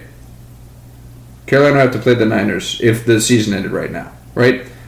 You look at Green Bay as the 3rd. They have to go into Seattle and play Seattle. Whereas if the seeding was a little bit different, if they were like, okay, Division 1 you still get in, but you don't automatically get home field if your record is duty. Correct. You still have to go. After everybody's clinched, we're going to go by record, and that's who gets home field, right? If they did it that way, then Green Bay would get to play either Chicago. That would be great. You see a division playoff game? Yeah. That would be so great. That's what they should do. They should just do like a reseeding after the season ends, and then the records just dictate it. And I mean, again, that's what the NBA does, right? I think that's what hockey does, right? I know that they have divisions, but I think they still seed by best record. They do, yeah. So why can't we do that? I understand that my get rid of the divisions argument is as crazy as you saying get rid of the draft. I know it's crazy. It's crazy. It's not, though, because look at college football. They've gotten rid of all these rivalries. They've done all this alignment, and I don't know. We kind of, after a few years of bitching about it, have just kind of grown to accept it. So I think that's what would happen. We would all complain and hate it, but after a few seasons and after, once again, you see great football, which always happens by the time we get close to the playoffs or into the playoffs. A wild card weekend is going to be amazing, and we're going to forget all that nonsense we talked about earlier because we've got the best teams playing great, cold weather, smash mouth football, and we're as happy as can be. Content is all can get out. And luckily, it's not like, whoever wins the Panthers-Bucks game it's not like there's a team out there that has a better record that's not going to make the playoffs. So at least we don't have that scenario. It's not like we have an 8-9 Bucks team making it, and then you got. I mean, the next one up would be what, Minnesota? Yeah. Do you really want to see Minnesota? Detroit maybe might get a little salty if they win. They go 9-8 and they don't get in. But I mean, I'd rather see them in the playoffs than Carolina or Tampa Bay. But I mean, that's negligible. But yeah, so you got again the concession prize. I mean, coin flip on this one. You're so against. It's so much fun to just watch you go from Baker MVP to they don't have a snowball's chance in hell. You're putting everything in the Panthers' corner at this moment. I'm calling it like I see it. I mean, I'm not the brightest bulb in the box, but if you watch, I mean, Baker Mayfield had that. They beat. Did they beat San Francisco? Or did they lose that game? But he had that great scramble on like 4th down. That was Houston, right? Oh, was it Houston? Houston, yeah. But then I think they played the Niners like the week later, and he led them on a comeback. He had like 4 straight comeback games where I think they went 3-1, and he was thrown for 300 yards. He looked like he was gonna be great, and then they're at this now. The wheels have come off. Yeah, they're on like the Oregon Trail, and they somehow lost a wheel or caught dysentery. They got dysentery like 3 times. Yeah. And they're just not gonna. They try to cross that river, and their wagon collapsed. I don't know. He lost 3 horses. Yeah, they got their horses back, and that's why as much as I don't want to see it, and how much it would suck to see, especially after they've lost 4 games, 2-3 of which they never should have lost. No. I still think that the Bucs are going to pull this out. I think that Mike Evans is back. He's been back. He has been back, but he's back now. Was he there when they played against the Panthers the last time? That might have been the first game he was back. Okay. I think he came back the week after. Yeah. So we got Mike Evans back. They still have so many weapons, and there's a reason why they were favored to win that division in the beginning of the year. And now that everybody's semi-healthy, I just say, and they're home. I can't believe they're favored. I really can't. -3, that's insane. But I guess they're giving it to them for hopefully. I feel like -3, if they give it to the home that's about team, what that means. That's a coin flip. Yeah. But, as much as I don't want to see it, I do think that we're going to see a sub-500 team in the playoffs this year. And hey, I mean, the most famous sub-500 team did get the win in the playoffs. There you go. So kind of like the college football, it's kind of like you still these teams. Anybody's got a chance. It's like any given Sunday, Al Pacino. I still got, that speech that he makes that you've referenced before does come through my YouTube feed occasionally, and I just kind of keep sliding through. I'm like, I'll listen to it the next time it pops up. I know. Any given Sunday, great. Come on, Jamie Foxx is Willie Beeman. Chris knows the song. My name is Willie Beeman. I'm not going to say the rest of it because it's kind of raunchy, but shocker. Just another reason you need to watch that movie. I know Chris is singing it right now as he's listening to it. Did you ever watch? We'll get through this one real quick. What was that ESPN show that they ended up pulling because it was like? Yeah. I remember that. It was they were trying to be HBO on ESPN. What are you doing? But then it was like basically trying to unlock what really happens on an NFL team. Yeah. And ESPN had a huge package with like the NFL, so. The NFL was like, hey, man, like you can't be showing this kind of stuff because it was nothing good about the NFL. It was like how to pass drug tests. It was like guys impregnating like everyone that like walks. It was just awful. I'm trying to figure out what it was called. What was it called? Because it didn't last long because ESPN pulled it after like 4 or 5 episodes. Playmakers. Oh, I remember that. They got the guy on the cover that looks just like Brian Urlacher, even though repping at 54. But then there was like, there was another guy that just kind of reminded me of that, what was it, Billy Beacon guy? That was just like that braggadocious, like kind of like that Deion Sanders-y type guy, and he just like wore his sunglasses inside all the time. I can't stand that either. That triggers you. It kind of does, yeah. Man, what a great, very short show. Yeah. That was fantastic. Yeah. But Playmakers definitely felt like any given Sunday. They were just like, ESPN's just going to do any given Sunday. So, if you like Playmakers, watch it. I know, I kind of do. And you love football. I can't believe you haven't watched that movie. Shame on you. We should talk about your favorite... No, we already did this. Your favorite football movies. Did we do this already? Let's do it another time. Okay, we'll save it another time. Because we got the biggest game... Oh, man. Biggest game for this podcast, for sure, of the year. Of the year. For the... What do you guys... The AFC North? Yeah. Title. we called it the Ravens still hung around. We thought that the Ravens would have already kind of clinched it at this point because they were like treading water without Lamar, and then they came back. But they just haven't been able to make it all click. But they're right there. They're a game away against your Steelers.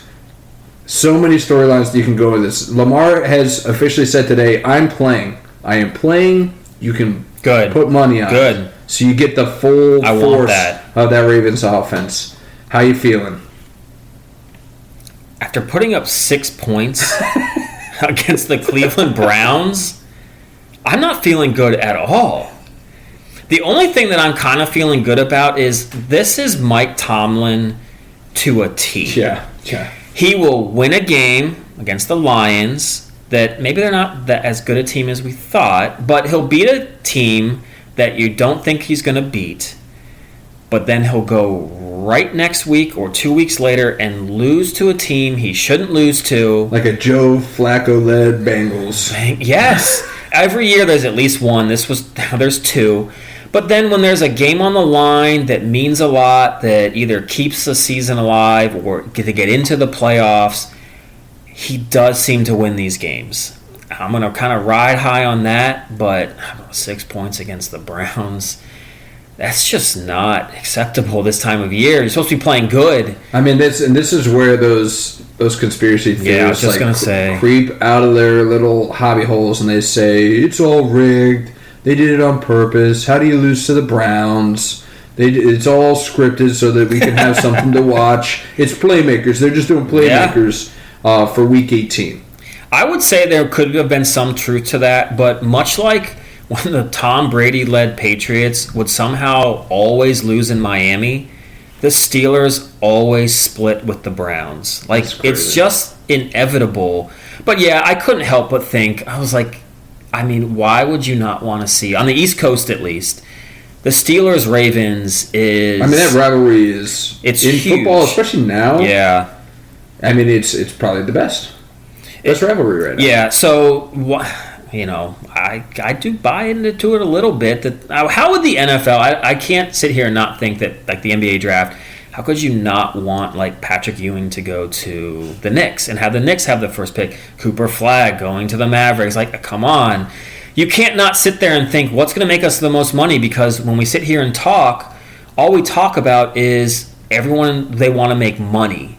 The most money you're going to make is putting the product that most people are going to watch. See, you know, I'm always down for a good conspiracy theory.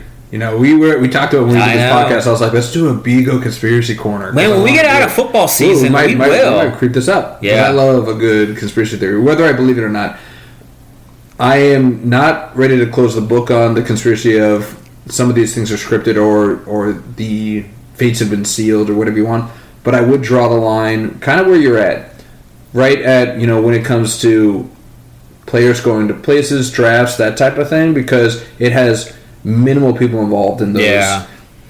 To tell me that a game is scripted, that is ludicrous on the nth degree.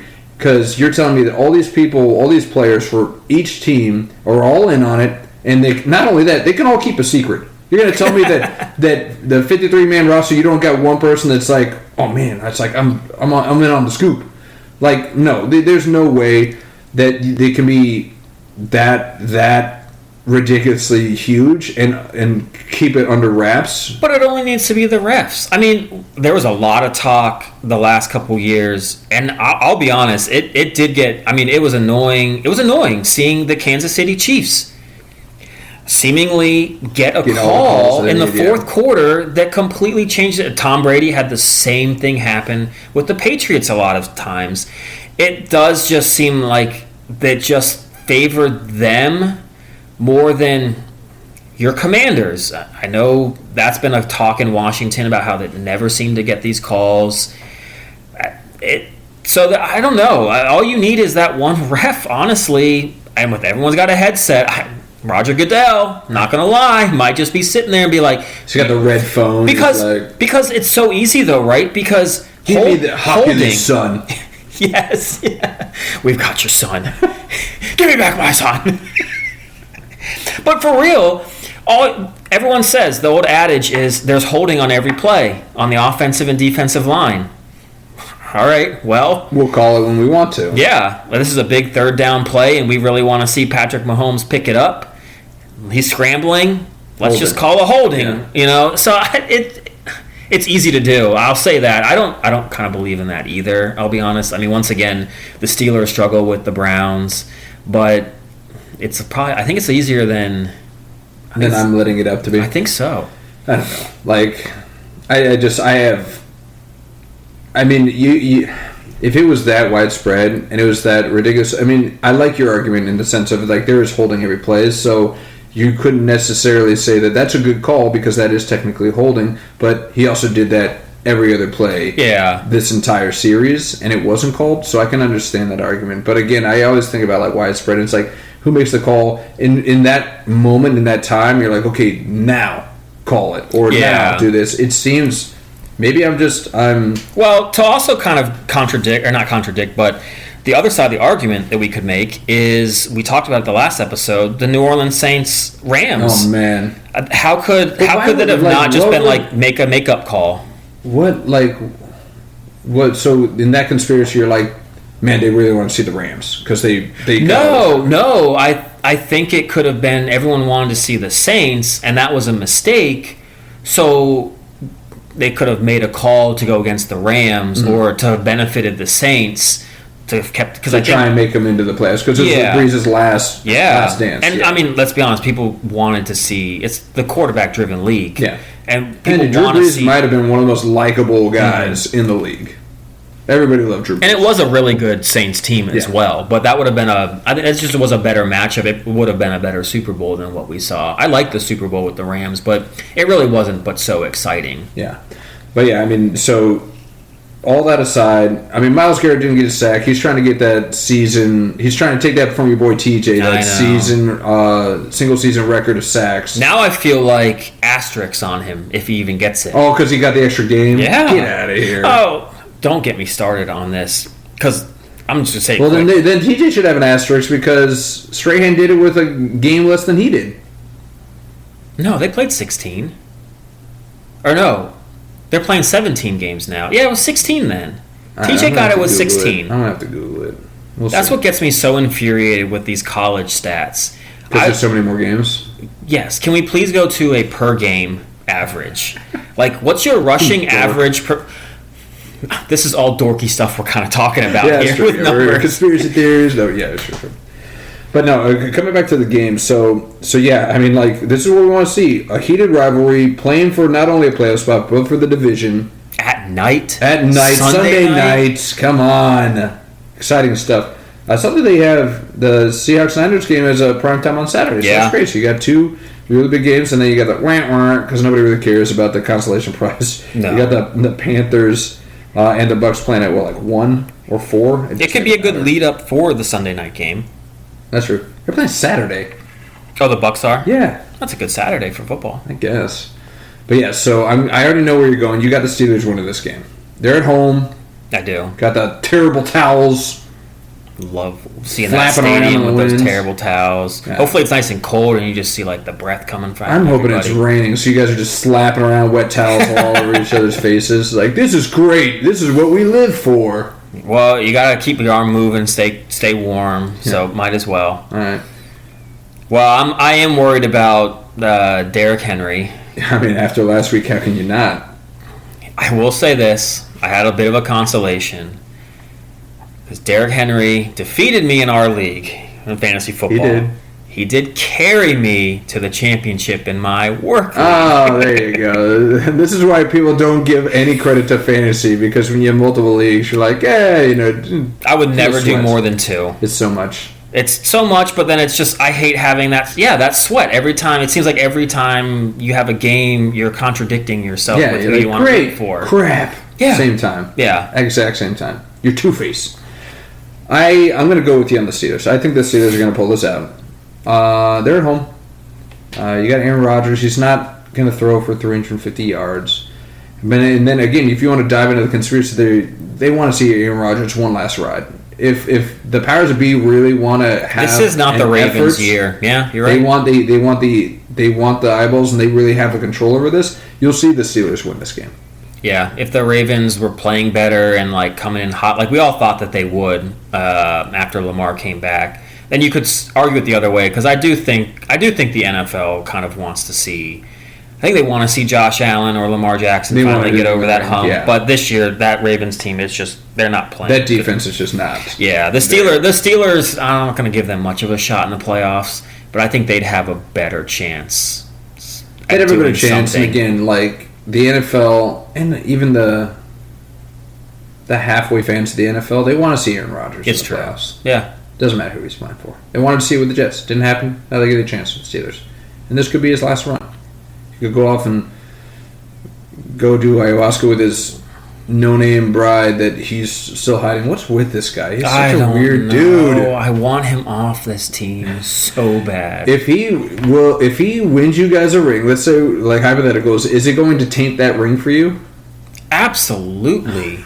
I'm going to forget about it. Wow. I'm going to still think we've got 5. You won't even count it. 5.5. 5 and asterisk. Or no, 6. We got 6. I think we got 6. Who am I? Steelers over here? Yeah, we got 6. Beat the Cardinals and the Seahawks. That was a great Super Bowl. Yeah, it was. Yeah. That's me, Seabear, Will were at a club, I think, or at a bar watching this. Really? And I think Chris tried to go to the bathroom and he got locked out and he missed like the fourth quarter. He went around a corner. It was either him or Will. I think they went around a corner. They actually went outside and then the door closed behind them and they couldn't get back in. It was a whole thing. That was a great fourth quarter. It was. Up until some of the...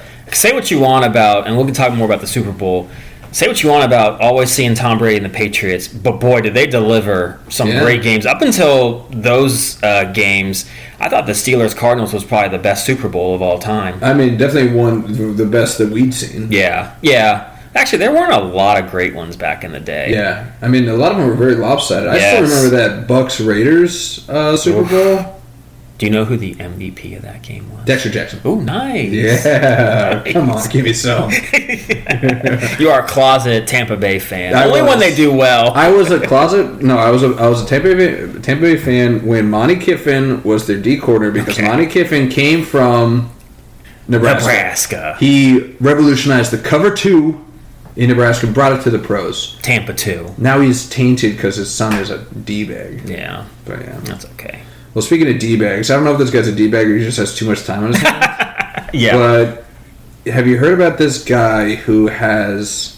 I have to double check this number. Is this right? 11,000? Yes. Snow globes? Yes. What the hell? I had to check that like 2 or 3 times too. One, is it's just... I mean, how much... What does this guy do for a living that he's able to buy all these things? I'm guessing quite a bit are gifts, but I would hope. But where do you put these things? He has to have, like, storage units, like, all over, New Jersey, or I'm going to guess that he's from, like, Long Island or some random place like that. But, yeah, I mean, 11,000 snow globes. And I'm guessing, are they all different? I'm guessing he has no repeats. Because that would taint that. I don't think Guinness would allow you to have. Oh, he's repeats. A Guinness World Record. Okay. He smashed his own world record by like 5,000. He set the record in 2002 when he had 6,100 of them. He has to have like a brick and mortar of just snow globes. That still wouldn't even be enough. I mean, the only reason this would make sense is that if he charged people admission to come look at all of the snow globes. Why else would you do this? I'm not going to lie. If I was in that town and he was there, I think I'd pay maybe $5 at the most to go in and see him. Maybe 10. I don't know. I'm on vacation. I would not spend any money on this. Are you kidding me? I don't know. I think it'd be kind of cool. Plus, I would be super freaked out. I was like, I'm going to break one of these. I'm not even going to try, and I'm going to accidentally like knock a shelf, and it's going to shatter. He's like, my world record. Well, he's up by 5,000. Yeah, he's like, I could spare it. I could spare 10 or 20. That's fine. I would just want to ask him a few questions, like, what's your favorite one? What was your first one? How do you get... When did you realize this was, like, your thing? I don't know. Because I don't know about you. I've always, as a kid, collected stuff, and I think as you get older, you kind of think about it, but you don't really ever... I haven't, like, felt like pulling the trigger to where I want to have... so much of something. So guys like these, well, this becomes fascinate your me. persona, right? Exactly. This is your whole personality now. Is your snow globe guy? Yeah. You're the snow globe guy. You okay with that? Are you glad that you He did that? obviously is. I guess. But it's like I don't know if you read some of the article of this, but a lot of it was him saying it's like I just love how it's like snow globes are like the perfect world. It's like the perfect image, and I was like, go somewhere, go to Paris. You got a snow globe of Paris? Yeah. Go to Paris. It does speak to probably like a bit of like there's some mental block. I knew you were gonna say somewhere. a downer. You were gonna make it a downer. I'm like knocking this guy. You're like, come on, man, this is a nice guy. He's probably a super nice whimsical. guy. He's a but- whimsical guy. Yeah, he's probably a great guy. Well, apparently he's German. The Germans like the snow globes. I guess so. So I shake them, and then the snow they fly everywhere. They fly everywhere, and they drop sprinkles down to the Berlin. I could make it even darker. Don't do that.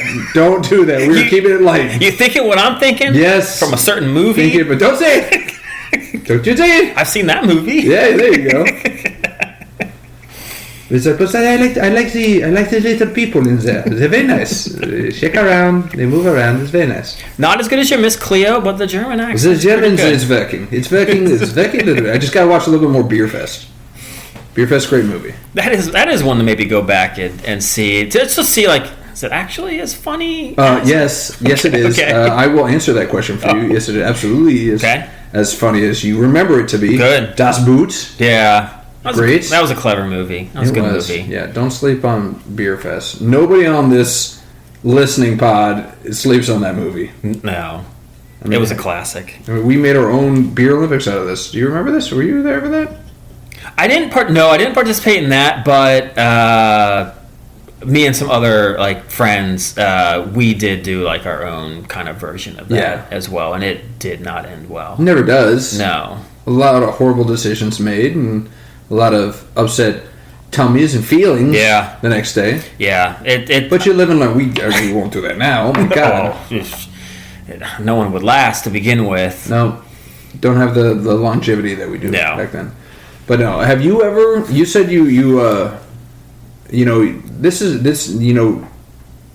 gathering things and getting collections. That seems like a childhood It passion. does. Yeah. This guy's obviously keeping it going. Did you have any like collections or possessions that you had in when your youth that you kind of really tracked? I did try to. So obviously, I collect a lot of like baseball cards. Yeah, baseball cards. Yeah. But I was very specific with like certain baseball players. Oh, okay. So my favorite player was Fred McGriff, the crime The crime dog. dog. Yeah. And so I would try to get every single card I could of him. Oh wow! So you just had a bunch of Fred McGriff. I have probably over 200. But Jesus. it was great. This one sports shop. It was in this weird little shopping center. Mostly it was like doctors, dentists, but this guy had a shop in there. I could literally walk in and be like, hey, do you have any, 'cause I collected like Frank Thomas cards, which were kind of expensive. But I'd even be like, you have Fred McGriff. Yeah. And he'd like pull out some box and would just have so many of them. And so I just kind of like whiff through, and a lot of them would be like, 25 cents, 50 cents. I mean, he was a good player. But he wasn't. It's not a Mount Rushmore, no. No, and at the time, like Frank Thomas was one of the best hitters Big in the Bird, game. baby. But yeah, so I think I probably have over like 200 of Fred McGriff's cards. Jesus. I probably have like 100 Frank Thomas. I collected like Greg Maddux. I tried Ken Griffey Jr., but those were expensive too. But I had like a lot of like Jeff Bagwell, Mike Piazza. Jeff Bagwell. Yeah, I liked him. I loved his stance. Yeah, the stance is the weirdest thing. Looked like he was using the squatty potty. Yeah. What are you doing, man? Had some freaking hamstrings of steel over there. But yeah, I want to try to collect like as many of those cards, but that was about it. And I don't know, I would remember I had one kid I played soccer with that he collected like little like knives or swords and would have them like all in his room. I thought that was pretty cool. Do you that was pretty cool? Yeah, they looked really cool. Well, yes, they look pretty cool. I mean, in hindsight now. You're like, oh, you're the sword guy? Okay. Well, actually, it's a very sad story about him. Oof. Yeah. All right. But You're really I'm trying to, I'm like whipping on these people. You're like, well, he's in a mental hospital now. I'm like, oh, well, geez, thanks for leading with that. But no, it just got me thinking of like some of those. I had an ex-girlfriend that she loved hippopotamuses. Hippopotami. Is it hippopotami or hippopotamuses? I think just hippo. Hippos? Hippi? Hippi? Man. Okay, so she liked the hips. But would have so many little like tchotchkes, figurines, but it also got to the point where she started really not liking it, but it was like her thing. So all her family, friends would get it for her, and it became something that she didn't like but didn't have the heart to tell anybody anymore, because everyone like was so happy that they got her all these figurines. She's got a thing. She likes hippos. She's like, don't anymore. Yeah, exactly. God, how do you change that? Oh, you just make an announcement. You're just like, by the way. Yeah, I guess you'd have to. And it's like, but it's not enough to just say that, like, I just don't like him anymore. It's like you almost have to make up something as to a reason why. It's like, a hippo killed my father. I can't like him anymore. Those dead to me. Cocaine hippos in Colombia. Colombian hippos. You got mixed up in the Colombian hippo drug trade. I mean, it happens to the best of us. We've all been there. Yeah. I didn't have any collections. I did baseball cards, but not nearly to the fervor that you did. Okay. But I feel like we were in kind of I feel like the baseball cards was like the generation before us. That was huge. Yeah. With like my dad. My dad is so mad. His mom threw out like all of his cards. Yeah. And plus he was also saying how they used to just take them and do the thing on your bike where you clip them. And it sounded like, I did that too with some of them. He's like, I bet you we had like some Willie Mays cards. Just flapping around. Just shredding by our bikes. So it's like, I feel like the generation behind us was big in baseball cards. And then I feel like we just missed out the generation like just before us, not even the generation like like the decade after us. Pokemon and all the card game collections. Like Magic the Gathering was just starting to come out. Do you remember this? That's right. That was huge. Yeah. But it never took off like Pokemon did. No. And then Pokemon came out, and then that was the thing. And it's had some longevity. Now people still buying these like, I mean, those stupid Paul brothers. They got like. Yeah. They're wearing Pokemon cards as chains. People are going and like selling these things for like thousands of dollars. That's insane, man. I didn't know there were that many Pokemon cards. I guess it's like baseball. You just come out with like a new. I remember there was one. I think my sister had like a Charizard card. Yeah, apparently it's Charizard. Those are the high ticket ones. Yeah, so I guess maybe they just come out with them every year. Like in baseball, with limited players. There's only 10 in the world. Yeah, I do have a really cool. My best card that I have. I have a Michael Jordan game worn from his first ever NBA game.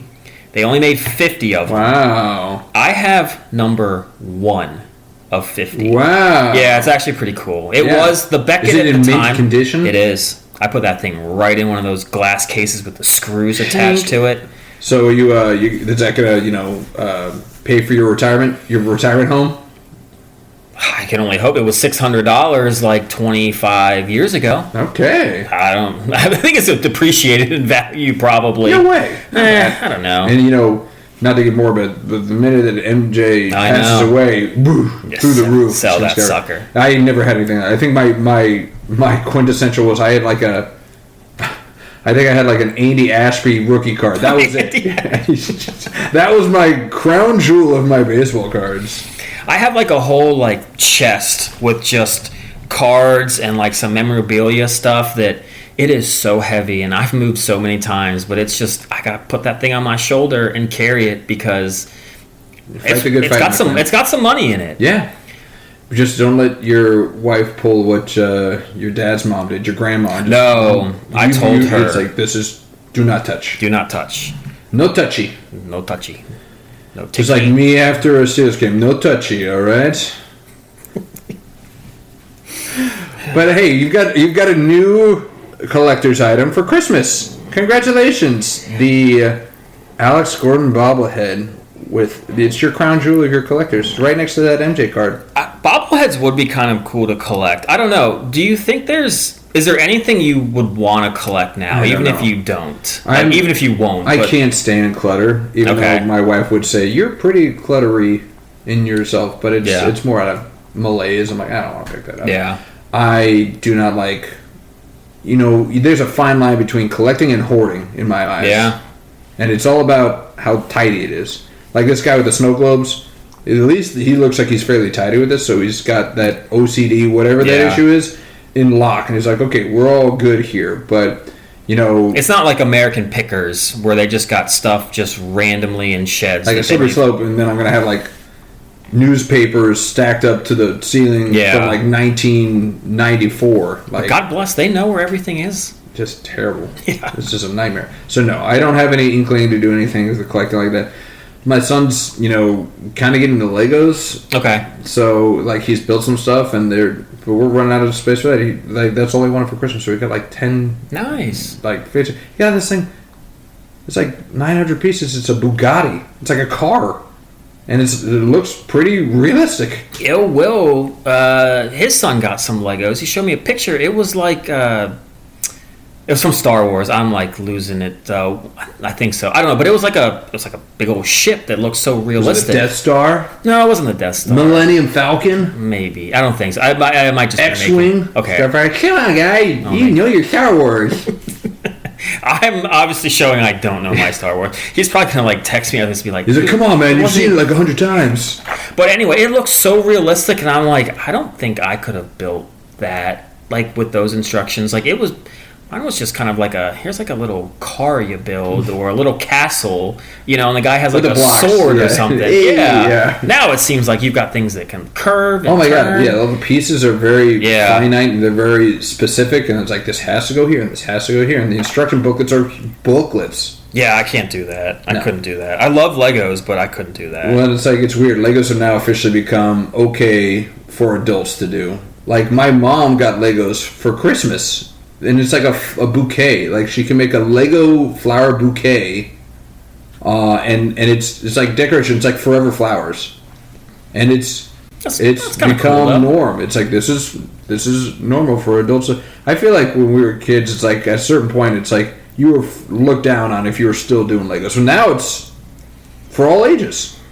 Good on Lego for somehow getting that into... Dude, I read a pretty extensive article about the Lego CEO and how he took a dying company and he transformed it when he started doing these brand associations with like movies like Marvel and Star Wars and stuff, and it catapulted them to what they are now. It's a fun read. Okay, I'll have to tune that in. I love Legos, and it's very nostalgic. Yeah. Brought some good times. I'll be a dork, but I'm going to collect books. Yes, I'm going to be a scholar. I think if I could collect anything, I would want fishing lures. Yeah, that's on brand, yes. Because you won't be surprised to hear this either, but I don't have much patience. I love fishing. Go kind of figure how last episode you love an underdog, which you're overconfident. I love fishing. I can fish all day. But if I don't catch anything within 3 casts with like a lure, I lose my patience with it, and I gotta change it. It's like my fantasy sports. I add drop everybody when it's like maybe I should have just stuck with that hang lure. Tight, man. Yeah, it's just a bad day. So I would love to have like 11,000 lures or worms to choose from. Yeah, that last Tuesday. This is my Tuesday lure. It's always hot on Tuesday. Yeah. Don't catch me with this on a Wednesday. I mean, I want like the same spinner, the same weight, the same look, but I just need it to have like different colors. Yeah. So like hundreds of them. Yeah. Different colors. Gotta have the bobber too, that, right? You love the bobbers. Bob. What do I look like? A beginner to you? A freaking semi-professional. Put a worm on it, just put a bobber out there, you're good to go. Just go dig outside. It tells you when there's a bite. That's all you need. All the fishermen that listen to this podcast are like just skins crawling right now. Then they might crawl their skin too. I will always bring have some bobbers though. Oh yeah? Yeah. Is that for in case you bring a beginner along? It's like, here you go, this for you, guy. It was more. If I'm really not catching anything and somehow, some way I can like find a worm, I might be like, you know what? Just for old for nostalgia. For nostalgia, yeah. And you can just prop the pole up, and you just sit back and wait for that bobber to dip a little bit, and then grab that line. That is the nice part about it. You just want to like relax, especially in the afternoon when it's kind of hot and fish aren't really biting. Mm-hmm. So yeah, just leaving a worm out there, and while you're like eating your lunch or something, you can just kind of watch the bobber. Yeah, there you go. Yeah, it's like putting it on cruise control. A little bit. Taking a little break. Well, I got to tell you, man, it's like I'm going to revisit. I told you I wanted to, and he's getting at that age now. It's like I want you to take me and my kid out fishing. I will, absolutely. Yeah. Yeah. Did you get a kayak to go out to the reservoir? Did you get that thing? I have the kayak. Yes. I don't have the fixture on the car yet, but it's pointless because I'm not going to take it out now. It's too cold. Way too cold. Yeah. Not only tough to catch fish in general, but I'm not sitting out there in 30-degree weather. By the way, we got to do our next bet. We talked about this cold plunge. I'm ready for it. Let's do it. I was definitely a little overconfident as I re-listened. I was like, I mean, it's still going to be cold. Yeah, it's like I got in there at 40 degrees. That was rough. My hands were locking up. I made it 10 minutes, but man, that was a rough one. I'm going to make it just because I would never. We're back in full circle. This is the DW thing. It's like I say I'm doing something. You're like, well, I'm going to do it in more time with less prep. I'm going to be the best cold plunger you've ever seen. Yeah. Yeah. But I would never do it unless you said something about it. Yes, I know. I don't get the motivation out of that. The other thing we got to do is I got the Smith machine in the garage now. Oh, okay. It's like we have to, maybe for the draft we do a squat party. Well, no, can we do the 225? How many times can we do the 225? Okay. Ooh. I don't know if I could do it now. I did it just recently just to see. I was like, I got 4 up. Nice. I got 4 up at 225. Okay. But I'm not making it into the draft with those numbers. Those are weak numbers, Vigo. I remember when I briefly lived with Stephen Hunter, who I don't think listens to this. Not yet. Rude. We invited him I know. to the listening party. You've got, well, we're running in over 2 hours, but you've got time. You could have listened to at least some of it. You used to get on planes all the time. Yeah. Put us on, man. Yeah. You'll laugh a few times. Chuckle. Yeah. It's good stuff. That's what I hear. Yeah. But anyway, yeah, I lived with him, and everything that we would do, like lifting-wise, would always come back to, like, the combine. Of course. That's every time. I've lifted him within college, and that's all I want to talk about. It's like, you got to hit 2 plates. You got to hit 2 plates, because that's what they do in the draft. He's just like, this cornerback that's, like, my size and my height, he did, like, 13. I did 15. I'm like, yeah, but he also can probably run a shuttle. Yeah. Like, you were like a block. Very top-heavy, Steven. Very. You're very top-heavy. Couldn't really jump. No. He'll never admit to that. He thinks he's got hops. I would... Real quick story. One of my favorites is when we were playing our flag football league up in Northern Virginia that one year. I played safety one game, and Steven was the cornerback, and guy ran like a post corner, and I kind of read it, and he launched it, and man, I flew up above like Steven and the other guy and got the pick, and Steven's face when he turned around and I saw the ball, he was like, what? Like, and I so badly want to be like, see, I knew I could jump higher than you to talk about your ups. I had to get it. But he just was like, oh. Oh, yeah, it's an awe. Semko in flight, my goodness. But, yeah, Steven was a good cover man, but in the air, always shaky. No, he's the Diggs of that scene. Like, they'd throw on him because they'd take one look at him and it's like, yeah, I'm just going to throw on this guy. So he would get more picks. I always got salty because he always thought he was a better corner than me because nobody wanted to throw on me. I was just going to say, no one wanted to throw on you. Yeah, you guys were a good duo. But yeah, Steven, listen to the pod. We're talking. You get a free shout out. I don't know how many more because we still got to get Kurt his free shout outs. I'm right. There's not a lot of room for free shout outs here, okay? Going to start costing money. And you could help us out with that. Yeah, you could be our first. Hey, resolution, be our first sponsor. You could like whatever your company's called. He's a CEO now. Did you know this? I didn't. Steven Hunter, CEO. Good for him. Yeah, he works hard. Yeah, but he definitely though would be someone that would really have probably a lot of. He'd ask for a lot from us. Oh yeah, probably too much. He'd be like, all right, I'm investing this much. You guys need to say my name this many times and my company this many times. Or he's so secretive because he's he's in a secretive business. He's an independent contractor, so he can't really talk about what he does. Yeah. So he'd probably, stop talking about me. Hey, maybe we can get him to pay us to stop talking about him. That's brilliant. Steven. Move over, Kurt Emre. Steven Hunter, you're in the crosshairs in 2026. I know, but 2026 is going to be a great year. I think it is. I'm excited for it. For everything. For the podcast, for work. I think I'm going to go for a promotion at work. Hey, congratulations, guy. I'm thinking about it. Yeah, if you need a reference from a podcast guy, just let me know. I have gotten a few people at work to listen. One of the women that's on my team. I don't know if she really liked it that much. I think Yeah, she thought we were kind of funny, but maybe she was just being nice. Yeah, she might. I mean, we're an acquired taste. If you We don't are. like us talking about football for She does almost like 2 football, hours, though. I know. but we go into the weeds. We go into the deep end. We die. She's a big SEC fan. All right. So she actually would be really good to have Listen in. to this one. Listen to this one. Yeah. Yeah. And she hates Lane Kiffin. There you go. Going on Hey, a riff we're right about there. that. Copacetic. So, yeah.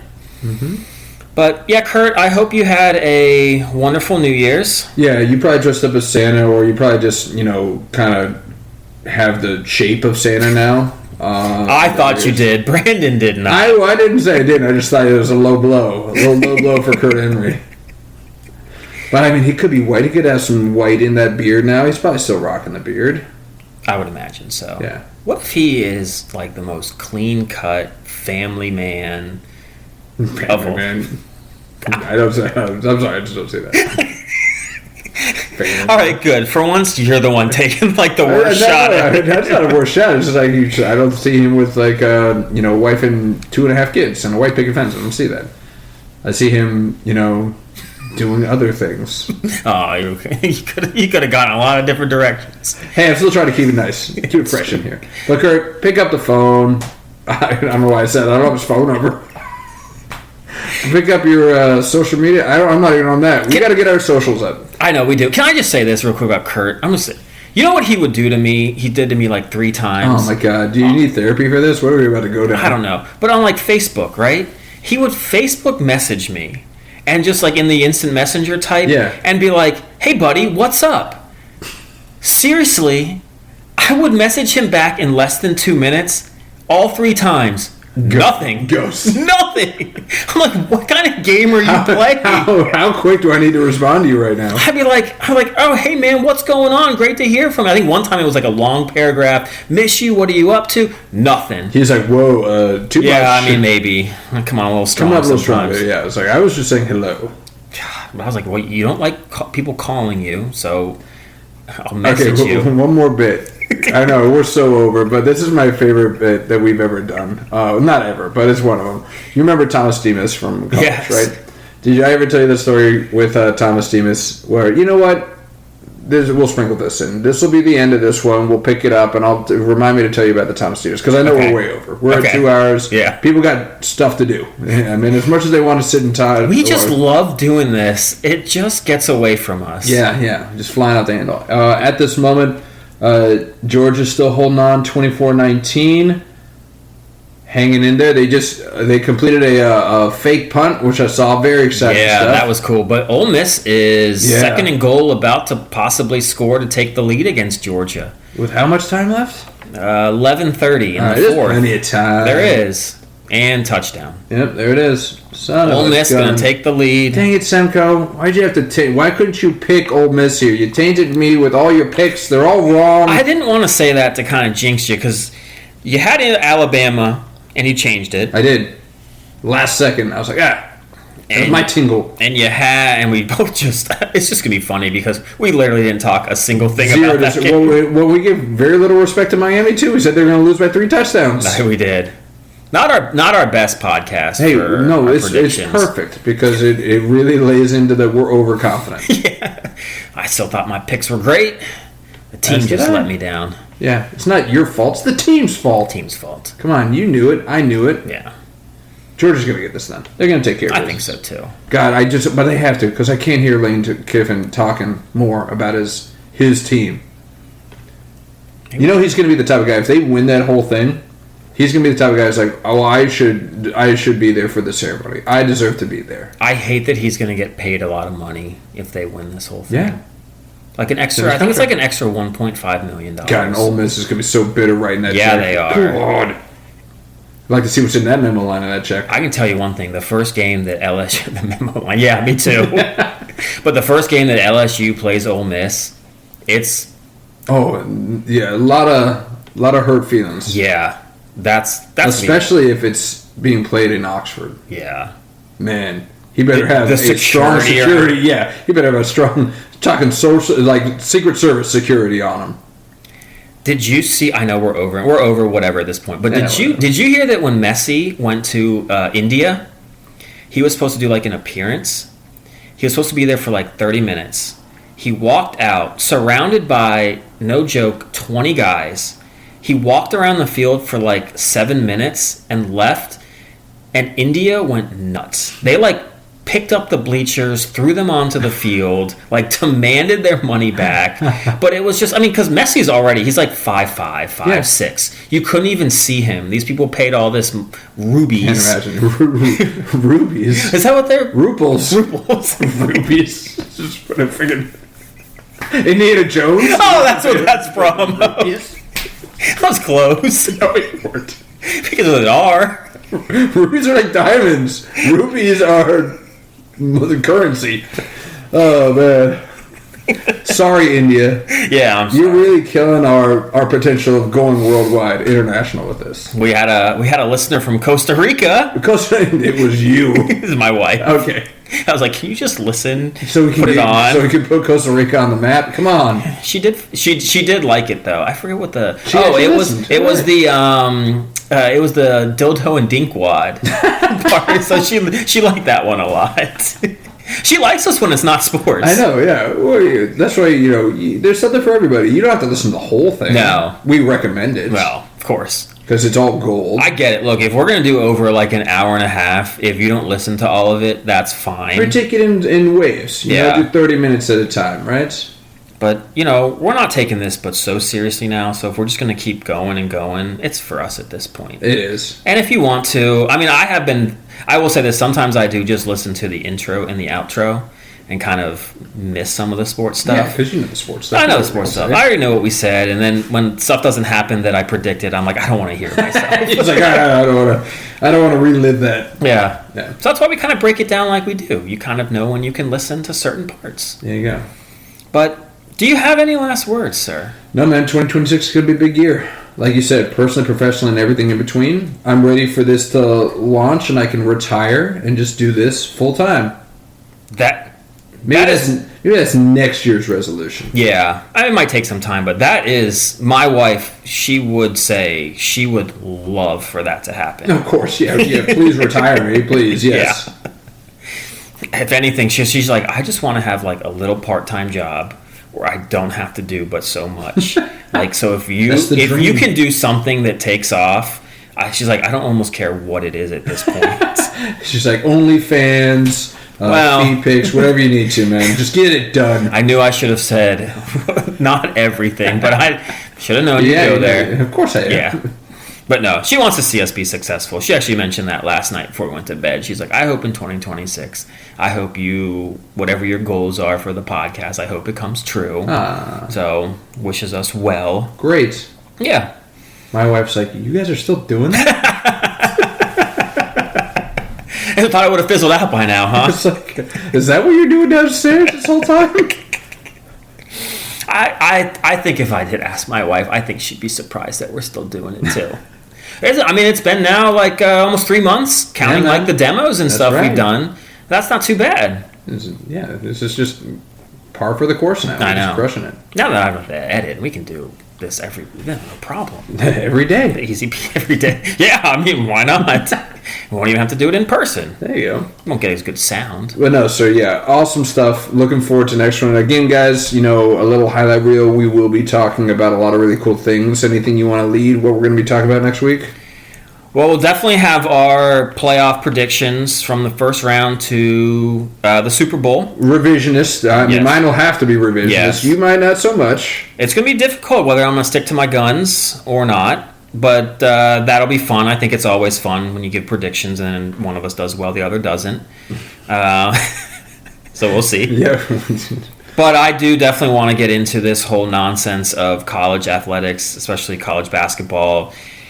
Just literally being able to draft guys that have been drafted into the NBA and play professionally in Europe for like 5 years and can somehow, some way get 4 years of college eligibility. Yeah, we're going to have to talk about this Missouri quarterback that's going... That too. Bo Pribula can just transfer as many times as he wants. Hired gun. We talk about this all the time. We'll go into it a little bit deeper. Yeah. Obviously, a lot of really cool stuff. Semko's either going to be super excited or super bummed out on Monday, depending on how that Sunday night game goes. Yeah. We will be back to our usual recording, guys.